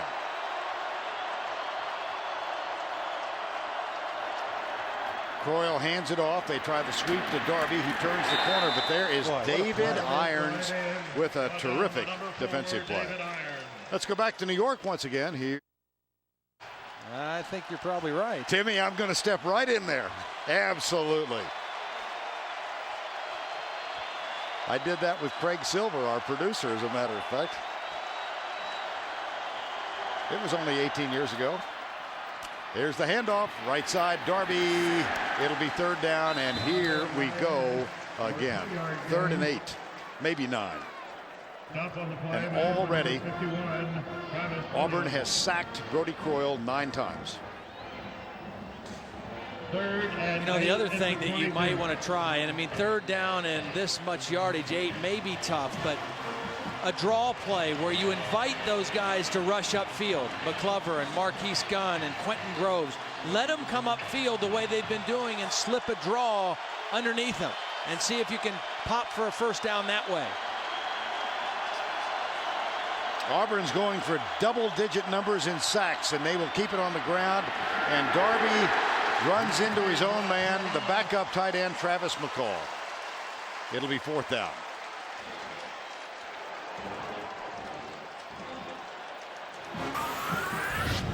Well, take a look now as they try to, this is a normal running play, not a draw play. Quentin Groves just blew the play up, number 54. He was rushing upfield, and that forced the run to come back inside where a lot of blue jerseys were waiting for him. Number of sacks in the game, 9. Number of punts for Jeremy Schatz, 9. And Trey Smith is perched back at the 41-yard line. Return on all the way. This one's a dandy. Schatz high. Smith nailed his Ball's loose. Ball's loose. And Auburn recovers. Yeah, weren't able to recover it. Terrence Jones had a shot at it. I mean, he had the first shot to recover the football and wasn't able to do it. Well, now there's a scramble down and no indication from the officials yet.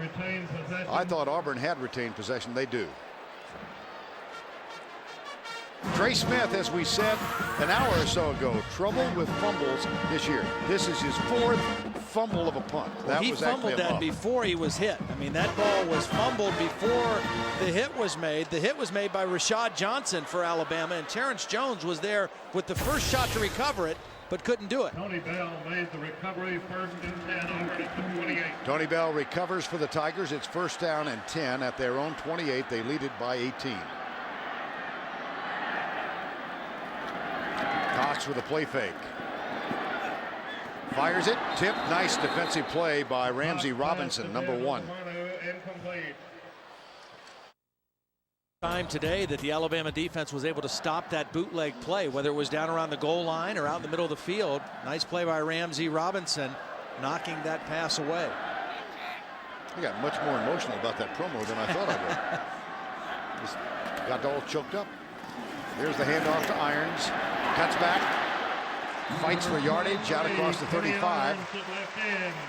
That's a vintage Kenny Irons run right there. I mean, he has not had a lot of breathing room or running room today, but he saw a little crease that time. He got up in there north and south, and he's always falling forward. He's a great finisher of the run. Watch Kenny Irons. Once he gets the yardage that's there before contact, he's always moving forward, and he finishes the run with about 4 more yards because he's moving forward.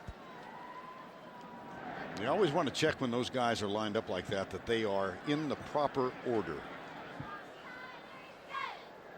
Sometimes, you know, you just get one guy out of position and it looks a little weird. Here's the stretch. 1st down. There we go. I think everything's fine. Well, wait a minute. Where's the end? Where's Iyer? Those guys should be behind. Where's the end?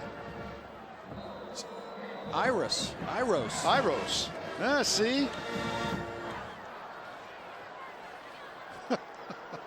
Good call, partner. Oh, dear. Nature calls at the darndest times. 1st down and 10. That is the first down of the half. Hand off to Kenny Irons, and he fights for yardage out near the 47-yard line. Picks up 5 yards.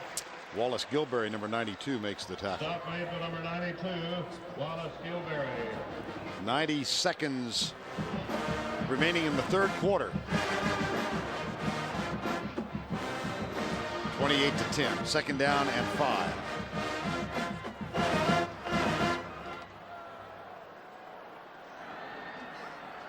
See, Darby has picked up 83, Irons 51 thus far in the game.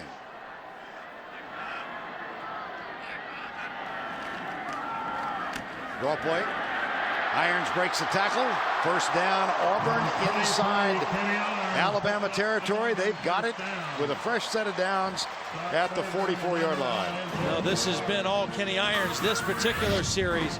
Running hard, north and south, lowering those pads and finishing with extra yardage at the end. And he looks fresh here as we near the end of the third quarter. Only that was his 18th carry. He's been averaging over 30 carries a game over the last 4 weeks. First down and 10, just inside the 45. Irons remains in the backfield. He's the only setback. 3-man rush for Alabama. Cox will take a shot, goes deep for Courtney Taylor. That one's out of bounds. And with 30 seconds to go in the third, we have a moment to spend with Tim back in the title. We had a big smile from Todd, and it's become a grimace now. Ohio State, Penn State, 7-1, 6-1. Ohio State winning today over Michigan. Second down and 10. Irons tries to take it to the outside and does. This has been the most impressive drive for Auburn in this third quarter. That's a pickup of 11 for Kenny Irons. He told us yesterday he gets more effective the later it gets in the game. And watch these two guys, the tackle Reddick, the fullback, both leading on this play. Troy Reddick, number 66, is going to pull out and get a nice block. Slaughter's going to lead the way. And now you see clear sailing out here for Irons. Ben Obamanu with a nice block downfield. Excellent job of running the football in this drive by Kenny Irons. This, the 70th meeting in the Iron Bowl between Alabama and Auburn. That's the end of the third with our score 28-10. We'll return to Auburn right after this word from your local station.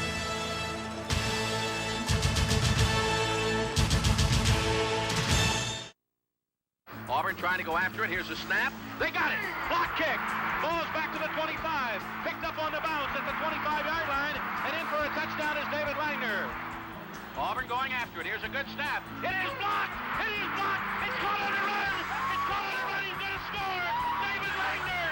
David Langner has scored. And Auburn has tied the game. Roger Mitchell. Well, because of those two plays, Bill Newton and David Langner have etched their names forever into the lore of this football game, and that game led to a chant by the Auburn fans of punt, Bama, punt. We start the fourth quarter. Vern Lundquist, Todd Blackledge, Tracy Wolfson, 28-10, and Brandon Cox has his backs in the eye. He'll give it off to Kenny Irons. Test the middle out to the 30-yard line, and I go back, Todd, to that overwhelming domination by Auburn in the first quarter. Alabama just unable to come back from that. Unable to come back for that, and you really have to credit also the Auburn defense in this game. Other than one series after a turnover where they allowed Alabama to score points, they have really been suffocating. Only 52 yards of total offense for Alabama in the game. 9 sacks they have gotten against the Alabama offense. So Auburn's defense has played extremely well all game, and the offense with a good drive going right here. Second down and 8. I formation. Here's Irons. They'll keep it on the ground, and Kenny Irons is to the 26-yard line. And let's go back once again and spend time with. Indeed, 34-10 there, and 28-10 score here. Coming into the bunch formation again. Third down, Cox, hot receiver as he was under pressure from Jawan Simpson. It'll be fourth down. Good defense by everybody involved. Jawan Simpson with the pressure. Charlie Pepra with the coverage on Mix. Decision now for Tommy Tuberville on 4th and 7. John Vaughn, who had the game-winning kick a week ago in Athens. Now John Vaughn, who had that horrendously difficult night to forget in the overtime loss when he missed 5 field goals at LSU. Came back the next week and hit 5 against Ole Miss, and then won the game winner last week. Now, length is not his strong point. This is from 46 out. He's got plenty on this one, but it is not good. Score remains Auburn 28, Alabama 10 with 12 minutes. Distance was fine, direction was not. It remains 28-10. And Mike Shula's Alabama Crimson Tide takes over this one. Hooked it left. Time call.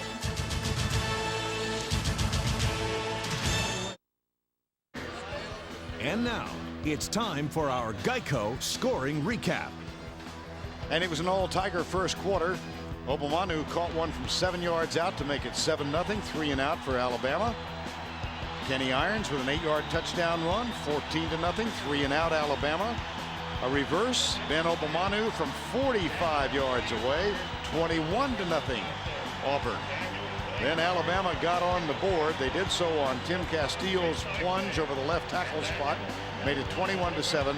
But just before halftime, Cole Bennett caught this pass from Brandon Cox. 28-7 at the break. The only scoring in the third quarter was a field goal from Jamie Christensen from 43 yards away. We are at 28-10, and the Crimson Tide have a first down and 10. Only 4 first downs in the ball game for Alabama's offense so far. 1 for 11 on third down. Been sacked 9 times. We talked about the left hand. Who would have the stronger left hand, Alabama's offense or Auburn's defense? Clearly, it's been Auburn's defense today. Croyle, swing pass, dropped. That's 3 drops. Trying to get the ball out to Ken Darby out in space. Oh, a little bit in front of him, but a catchable pass, but not able to come up with it. Jay White, Will Height was kind of waiting right out there for Auburn had he caught the football. Brody Croyle, Rainbow City, committed to this team, has been injured for much of his career, healthy in this his senior season, but this is not what he envisioned as a final game. Fires it short for Darby. He is elusive. He gets a block. Then he's popped as he gets near the 40-yard line. What a tremendous effort. Yep. Wow. I mean, that didn't look like it was going to amount to anything except a little dump off for Brody Croyle.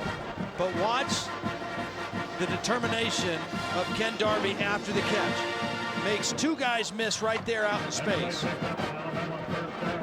And then runs through 2 tackles and gets that ball forward for the first down. Tremendous individual effort by Ken Darby. He talked a lot this week in the media. The Auburn guys we talked about wanted to kind of shut him up, but he's come to play. I mean, and Mike Shula said he had a look in his eye all week. That was a gain of 11. Here's Croyle back. Little shovel pass, and that one is caught by Glenn Coffey.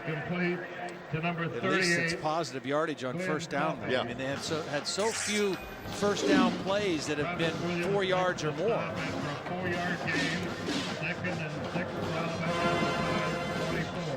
Second down and 6. Passing yards you see at 118 to 44. And that sack total is overwhelmingly in favor of Auburn. Here's Croyle back. Takes a shot into triple coverage for his tight end, Nick Walker. But there were 3 men back. Yeah, it was covered 2. I mean, which the weak spot in that defense is down the middle or on the sideline between the corner and safeties. And there was a hole there for a minute. Travis Williams, the linebacker, in coverage, but not able to make the connection.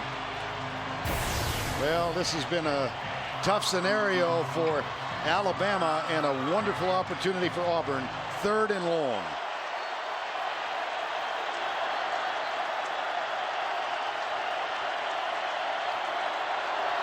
Coffey is the running back. Croyle back. Croyle runs. Oh, boy. Well, they did a nice job. They kept the back end to help on Stanley McClover that time. LaRon McClain stayed in to help the left tackle, Chris Capps, on McClover's rush, and that enabled Brody Croyle to have a little more time. Watch over here. It's going to be 2-on-1 against Stanley McClover. Chris Capps, the tackle, has got the back in there to help, and that's going to open up a little bit of a lane right in there for Brody Croyle to scramble on this third down play. Smart decision by Dave Rader and Mike Shula to give help to the tackle. Gain of 7. It's a first down and 10. Motion again. That's the 5th false start penalty against Alabama today. 5 pre-snap penalties. And I can't emphasize enough. Dead ball. False start. Number 72 on the offense. Penalties 5 yards from the previous spot. Still first down. When you're struggling on offense and having trouble moving the football for positive yardage, you can't keep giving yourself negative yardage with mental mistakes.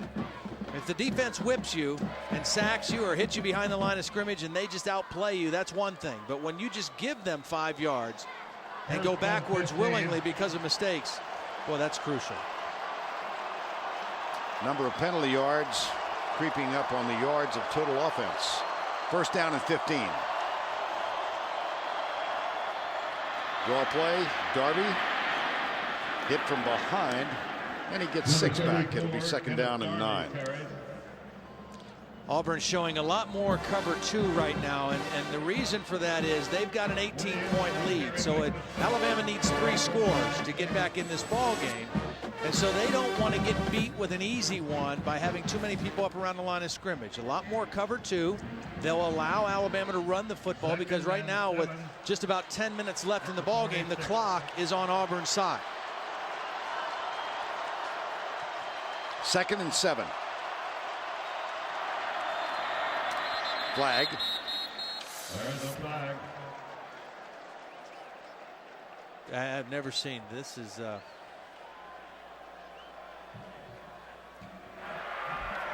Dead ball.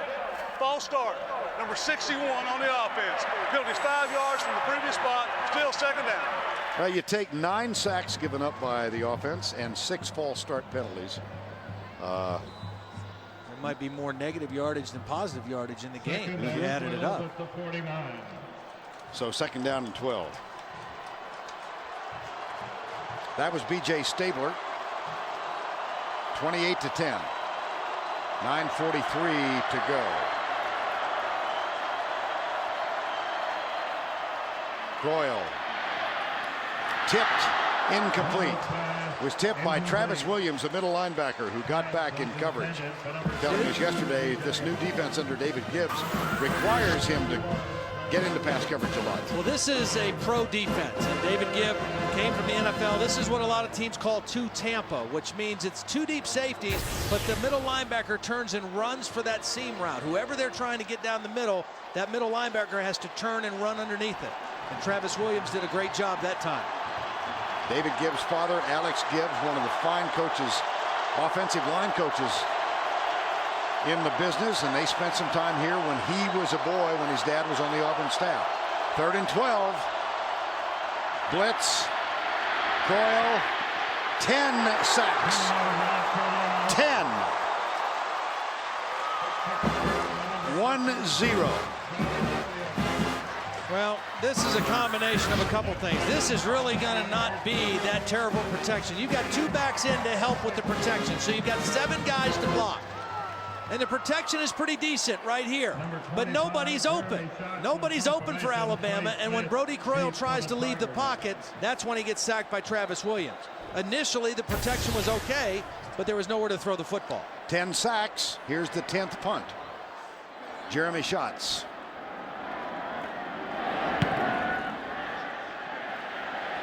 Trey Smith calls for the fair catch, lets it bounce. This one's going to be favorably downed by Alabama inside the 10-yard line. 46-yard punt, nothing on the return.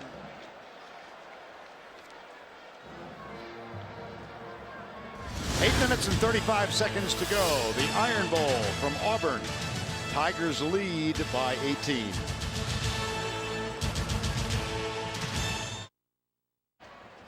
(28-10) Auburn. With 8:35 to go, let's check the CBS Sportsline stat of the game. This is the kind of a trifecta you do not want to see. 10, 10, and 10. Quarterback sacks, punts, penalties, and 76 total yards. For complete game stats, go to cbssportsline.com. Yeah, it's really been an amazing performance by the Auburn defense, but in a lot of cases, Alabama's helped them with those motion penalties. Here's Kenny Irons. He bolts out to the 21-yard line and picks up a quick first down. That's a gain of 11. Well, I think the Alabama defense has been on the field a long time. They're a little fatigued, and Kenny Irons is not. And the Auburn offensive line opened up some nice holes in there for Kenny Irons. The last 2 possessions, he's run the football very well. And he's closing in on his 6th 100-yard game in succession. 22 carries, 92 yards for Kenny Irons. First down and 10. With 8:05 to go. Here's the change from Brandon Cox. They'll give it to Irons. He comes right. Kenny Irons carries. Well, listen up, partner. Let's go back to Tim Brando in New York. 2nd and 8 at the 23. Smiles back. Hail to the Lion. Now, I'm still relishing Texas Lutheran's season-ending victory over Hardin Simmons to knock them out of the Division III playoffs. And, of course, Tracy Wolfson's the one with the long face today since Michigan lost. Here's Irons again. Irons picks up 2 yards. Kenny Irons and Kenneth Darby, you've mentioned several times the difference in their styles. Well, both ran for over 1,000 yards this season, but both do it a little bit differently. Kenneth Darby is a stop and start, make you miss guy. Kenny Irons is a north and south, finish strong, break tackles at the end of the run. And both effective. Both have had outstanding seasons. And I think Kenny Irons' emergence for this Auburn offense is just he and Brandon Cox. I mean, you mentioned it, their numbers, scoring more and yardage per game better than last year's undefeated team. This time Irons is stuffed. It'll be 4th down, and Auburn will give up the football with 6:32 to go. There is a flag down. Oh, it's timeout. Crimson Tide used one of their 3, and that stops the clock with 6 minutes and 32 seconds remaining. The Iron Bowl from Auburn. Tigers lead by 18. You can not play all year, and you know, you can make a big catch in the Iron Bowl, and you're going to be remembered forever in Alabama history. And that's just the way this game is. You know, this is the game everybody remembers. You know, we can go 1-10 if we beat Auburn. Everybody's happy, and you know, we hadn't done it yet as a senior class, and that ain't how you want to go out. A formidable challenge for Brody Croyle in this Alabama offense. They're down by 18, and they have never beaten Auburn. 0-3. This Auburn senior class, 15 of them, if they win today, ties the best record over a 4-year period for a senior class at Auburn. Cody Bliss line drives this one, and it goes out of bounds inside the 30. Near the 28-yard line. That's a 53-yard punt. Nothing on the return. We talked about Brody Croyle not wanting to be remembered by a game like this, but very difficult. 26 pass plays Alabama has run today. Brody has 7 completions, 9 incompletions, and 10 sacks. I mean, that's just a difficult afternoon. Time has been called with 6 minutes, 23 seconds remaining.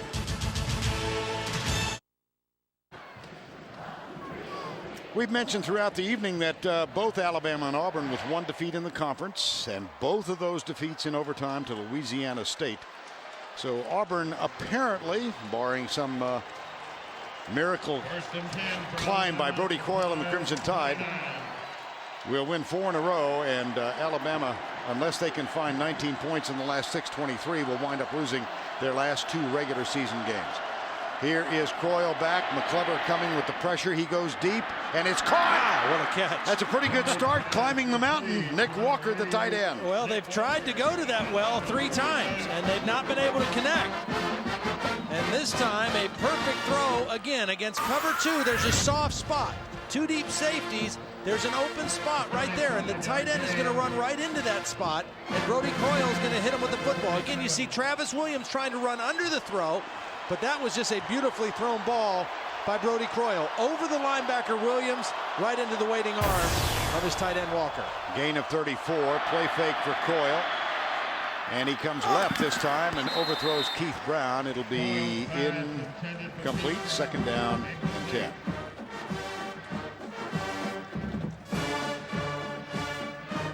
Croyle for the day, 8 of 18. A 28-10 game. Well, one of those who has enjoyed the game today down on the sidelines for a while was Charles Barkley, one of the greatest athletes in Auburn history. He's not the only superstar athlete we've got in the crowd today. Elvis Stojko, twice an Olympic silver medalist in skating, is here. In the building. A Canadian. Elvis is in the building. Second down and 10. Here's Croyle, Keith Brown, left side, not much doing. Which leads me to just a shameless promo here, Todd, that Wednesday night or Thursday night in Peoria, Illinois, we taped Ice Wars, the 12th chapter. Battle of the Sexes. I just don't know of anybody that can go from Ice Wars to the Iron Bowl in a matter of 24 hours. That is just, that's spectacular. Elvis Stojko, he said to Tracy Wolfson and me, where are you guys going this weekend? We said Alabama, Auburn. He said, so am I. Wow. So here he is. Ice Wars will air on December 10th. It's 3rd and 8. Croyle avoids the rush, but this one could be trouble. Darby out of the tackle, down the sidelines. A good effort by Kenneth Darby. Very close. I mean, he really accelerated for that first down marker. And I thought he might get forced out of bounds before he got to it, but it looks just from the spot like he's got it. Look at the acceleration by Ken Darby after the catch. He gets away from Antarius Williams, and then watch him accelerate towards that first down marker. That is, again, another individual effort by Darby. Outstanding. 110 total yards for Kenneth Darby. And a first down and 10. 28-10, 5:02 to go. Coffee in for Darby. Croyle pumps once. Throw it away. And he does, but it's complete. So in the effort to get rid of it, he finds DJ Hall. Again, Auburn's philosophy right now is they're playing a lot of cover 2, and they're just trying to keep everything in front of them and not give up a big, easy score, because the clock is on their side and the score is on their side. That was close, wasn't it? Yeah, it looked like standing on the sideline. Looked like that left foot might have been on the line. They do not stop the clock and review it, so the play will stand. It's second down and 7.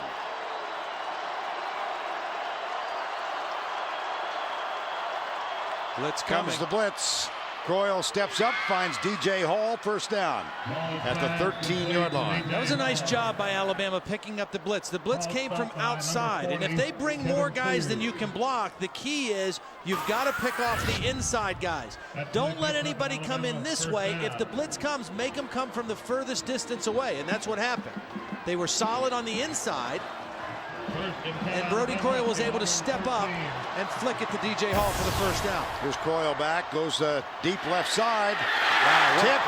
Whoa. Nice play by Wilhite. Timed his jump perfectly to flick that away. I thought Keith Brown was going to have a touchdown there. Wilhite is a sophomore from Monroe, Louisiana, timed his jump perfectly and was able to knock the ball away. Jonathan Wilhite announced this week that he doesn't like that name. Whoops, Mike Shula thought they had one. So Jonathan Wilhite has asked that he be called J, as in J-A-E. Well, he deserves to be called J after a play like that. That was pretty strong. He wants J. J it'll be. Croyle settles for the short man, and he is high-load. That's Matt Cadell, and that brings up a third down. And again, Auburn is playing the clock here as we approach 4 minutes left in the ball game. Tommy Tuberville knows they got 3 scores ahead of Alabama. Just make them execute and keep that clock rolling. It's a 3-possession game. It is. Under 4, 3rd and 5. DJ Hall, Walker go to the right side.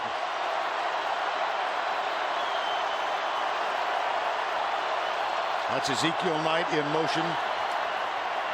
Quick strike, incomplete. Keith Brown at the goal line. Jay Wilhite. You know, a quick slant throw. It looked like a good throw. Tight coverage, but this has been a problem for the Alabama receivers over the last month of the season. They're not a physical bunch, and they've got to get more physical both on running their routes and then catching it strong in traffic. They're fast, they're tall, and they're rangy, but they aren't physical right now, and that's the next step for these Alabama receivers. 4th and 5.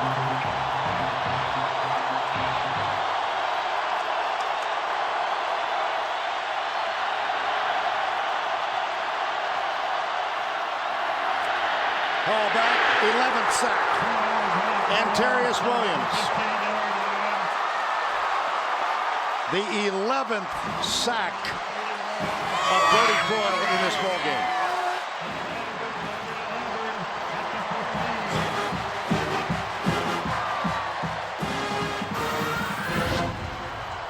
No, Chris Capps, the left tackle, is late getting out of his stance.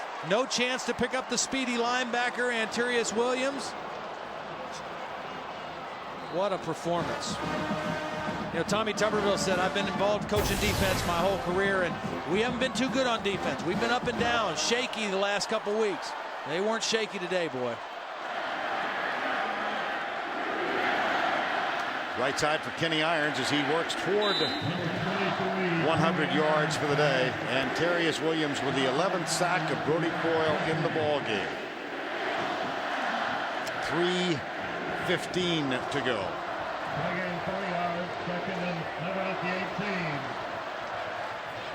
98 yards, 2 more for his 6th 100-yard effort.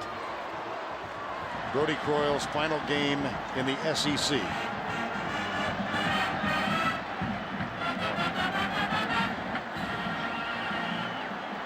Not only does it hurt physically, but it hurts emotionally right there in that moment. It's the last game. Irons, he won't get 100 here. D'Amico Ryans gets him. 2:39 to go in this one. Let's go back and spend another moment. 3rd and 8 here. And time has been called by Alabama.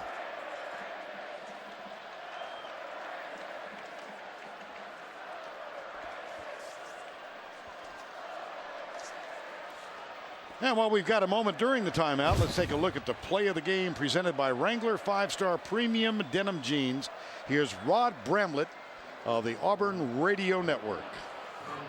And they'll fake the handoff and give it to Obamanu on the reverse. 45-40, got it blocked. 35-30, cuts it left. 25-20 to the 15, to the 10. There goes Ben to the 5. Touchdown, Auburn! That made it 21-0, and it's now 28-10 with 2:29 to go in this ball game. Former offensive coordinator here. He played football at Georgia. Hugh Nall, now the offensive line coach. He was the recipient of the game ball of that 31-30 victory last week. Tragedy struck the Nall family a little over a week ago when his 54-year-old brother Bill died of a massive heart attack at the age of 54. Tragic time for the Nall family. He and his brother used to talk every Friday, and condolences to him and the family for the loss of Bill Nall. Here's Kenny Irons trying to get to 100 yards. That might do it for him. It'll be 4th down. We'll see if he got it for the 6th consecutive game. 28 carries, 103 yards. Kenny Irons joins a pretty select group of running backs at Auburn University. You know, you could make an argument about Auburn. 13-0 last year. Appears that they will move to 9-2 this year. 22-2 over the last 2 years here. And they did it this year without 4 first-round draft picks who came off that team last year. 5 field goals missed down in Baton Rouge. You know, there's not a whole lot that separates the teams in the SEC this year. This team here looks to be almost as good as that team down in Baton Rouge. Will Herring, number 35, senior, who was a quarterback in high school, was telling us yesterday he grew up in Opelika, which is very close to here, and he remembered being a 7-year-old attending the 1989 game here. He sat for that game right near this end zone, and he watched James Joseph score the first game for Auburn. It was the first time Alabama had ever agreed to play here. Will Herring telling us he got chills still thinking about being present at that game, a 30-20 Auburn victory. And then he got more excited late last night when his alma mater, Opelika, knocked off formerly undefeated Prattville 17-15. He was very confident about it when we met with him yesterday, too. Opelika is going to play Daphne in the state semifinals. And this punt is out of bounds. And in the other semifinal, it'll be Hoover. They ousted formerly undefeated Tuscaloosa County, and they'll take on Oak Mountain. On CBS. Tommy Tuberville, he said this game is much worse on the coaches than it is the players. First down and 10 at the 46, and a new quarterback, John Parker Wilson. That's the final SEC game for Brody Croyle. And John Parker Wilson, the freshman whose mom and dad are Alabama graduates, is on. Brody Croyle, 5th-year senior from Rainbow City. His dad, John, great star at Alabama in 1973. His sister, Reagan, an outstanding basketball player. She married a former Alabama quarterback. And he has played his final SEC game for the Crimson Tide. And this one is going to be ruled down at the 35-yard line. 1:37 to go in this one. Let's spend another rival. Gosh, you remember when that was just here's a toss into the end zone, incomplete, broken up. It was intended for Matt Caddell. Well, Bill Snyder announcing his retirement, Patrick Lee defending. You mentioned Hoover High School. That's where John Parker Wilson played last year. Very outstanding passing offense in high school football. John Parker Wilson's got a bright future at the University of Alabama. His mom was an Alabama cheerleader. Dad graduated from there. And he's on in relief of Brody Croyle, whose remaining game will be a bowl game as the Alabama Crimson Tide will wind up 9-2. And another pre-snap penalty. If this is a false start, it will be number 7. Yeah. Well, Chris Capps moved early because he's still having to try to block Stanley McClover out there without any help. Dead ball. Ball start. Number 72 on the offense. The penalty is 5 yards from the previous spot. It's still second down. See number 75, high ankle sprain. We're going to choose him as the player of the game, representative of the entire Auburn defense. McClover had 3 sacks, 3 of the 11. And a fine game for number 75 and this Auburn defense. Second down and 15 with 1:24 to go. Almost got sack number 12. Here's John Parker Wilson trying to buy some time. Heaves it deep. It will be incomplete. And a flag is down. He was beyond the line of scrimmage.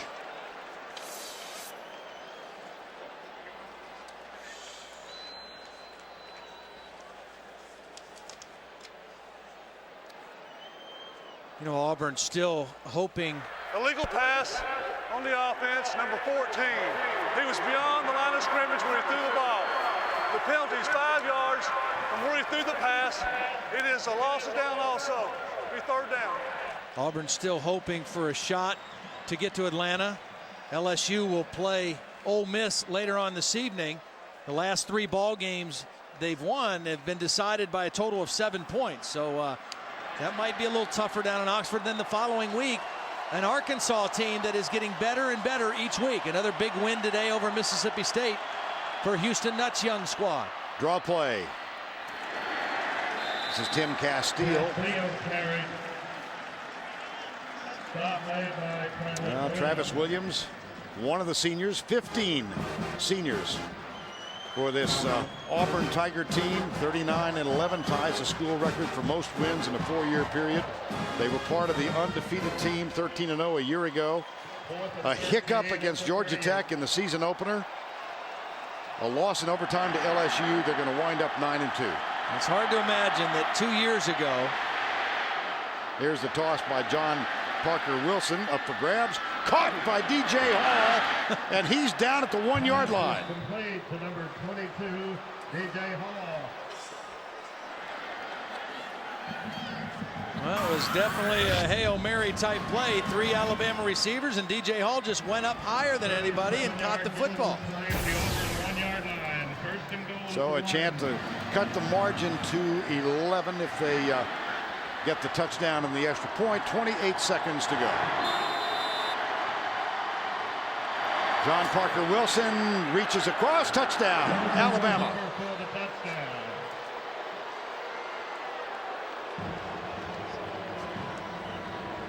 With 23 seconds remaining. I still want to make the point about that guy, Tommy Tuberville. Not happy that Alabama scored here late in the game, but it's hard to imagine that 2 years ago today, or this weekend, that Tommy Tuberville was very close to losing his job. As you see John Parker Wilson stretch that football over the goal line. And all he's done since then is win 22 games, an SEC championship, lose 2. Could have had a team last year that might have been capable of playing USC and doing very well in a championship game, and coming very close to repeating a trip to Atlanta this year. Alabama will go for 2. Here's John Parker Wilson, drills it, and it is caught, and it is good for the 2 points. So that will make it 28-18 with 23 seconds to go. Well, we were talking with Tommy Tuberville yesterday, and that November 17th, a notorious time here as you look at the 2-point conversion. And this goes into the category of a story which might be continued. You're on the edge of your seats, aren't you? 1 o'clock and 4:15 the time of the game tonight. Without a trace, CSI Miami and 48 hours mystery. The onside kick, oh boy. That was a little sloppily played. Got to the last line of defense there. Taken by number 20, Patrick Matthew Lee. Motley was able to come up with the football. That's what you want on an onside kick, is that ball to bounce up high.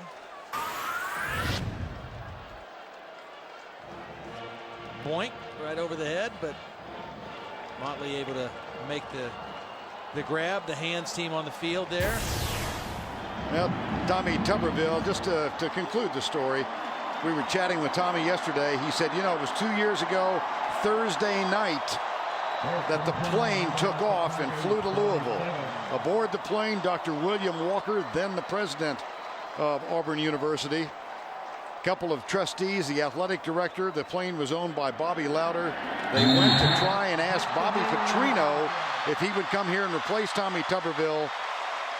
That obviously did not happen, and Tommy Tuberville is getting another shower as the Auburn Tigers defeat Alabama for the 4th consecutive year.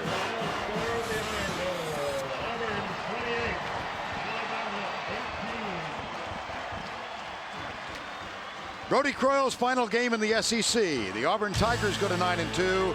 Alabama's 9-2. For Tracy Wolfson, Todd Blackledge, I'm Vern Lundquist. We will see you next week in Gainesville.